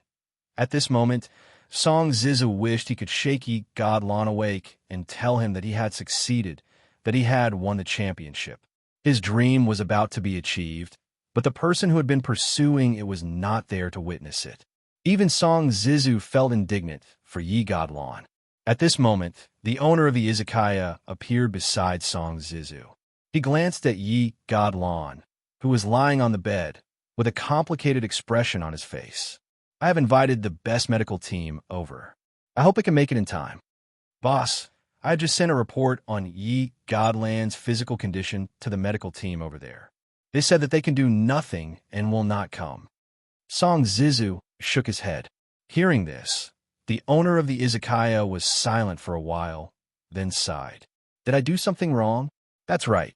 He is very grateful to you for letting him leave in his favorite way. Sigh. The owner of the izakaya sighed again. After taking a deep look at Yi Lan, who was lying on the bed, he silently turned and left. The ward fell into silence again. At this moment, Yi Lan opened his eyes slightly. Song Zizu saw this and hurried forward. Has it begun? A weak voice was squeezed out of his mouth. At this moment, it seemed that even speaking had become very painful for Yi Lan. It has begun. You have succeeded. You are first. Song Zizu replied quickly. Hearing this, Yi Lan endured the pain and squeezed out a smile on his face. Seeing Yi Lan like this, Song Zizu could not bear to see him like this and could not help but ask, Do you have anything to say? Let me be alone for a while. Song Zizu heard this, nodded, walked out of the ward, and closed the door. Standing in the corridor, Song Zizu could not help but take out a cigarette. After lighting it, he took a deep puff. His eyes seemed to be red from the smoke. Under the curtain of night, the lights were not turned on in the silent ward. Life was slipping away bit by bit, but Yi Lan was already prepared to face all this. He felt very satisfied to leave in this way. Green dress, I really want to be friends with you. What a pity. At this moment, Yi Lan closed his eyes, opened his mouth slightly, and closed it again. The familiar scene, the familiar melody, and the familiar lyrics emerged in his mind. He sang silently. He really wanted to turn into a butterfly and fly high with the breeze. His journey of life had come to an end. At the last moment before death, Yi Lan seemed to have returned to that quiet forest again. He also saw the green butterfly sprite flapping its wings and rushing towards him.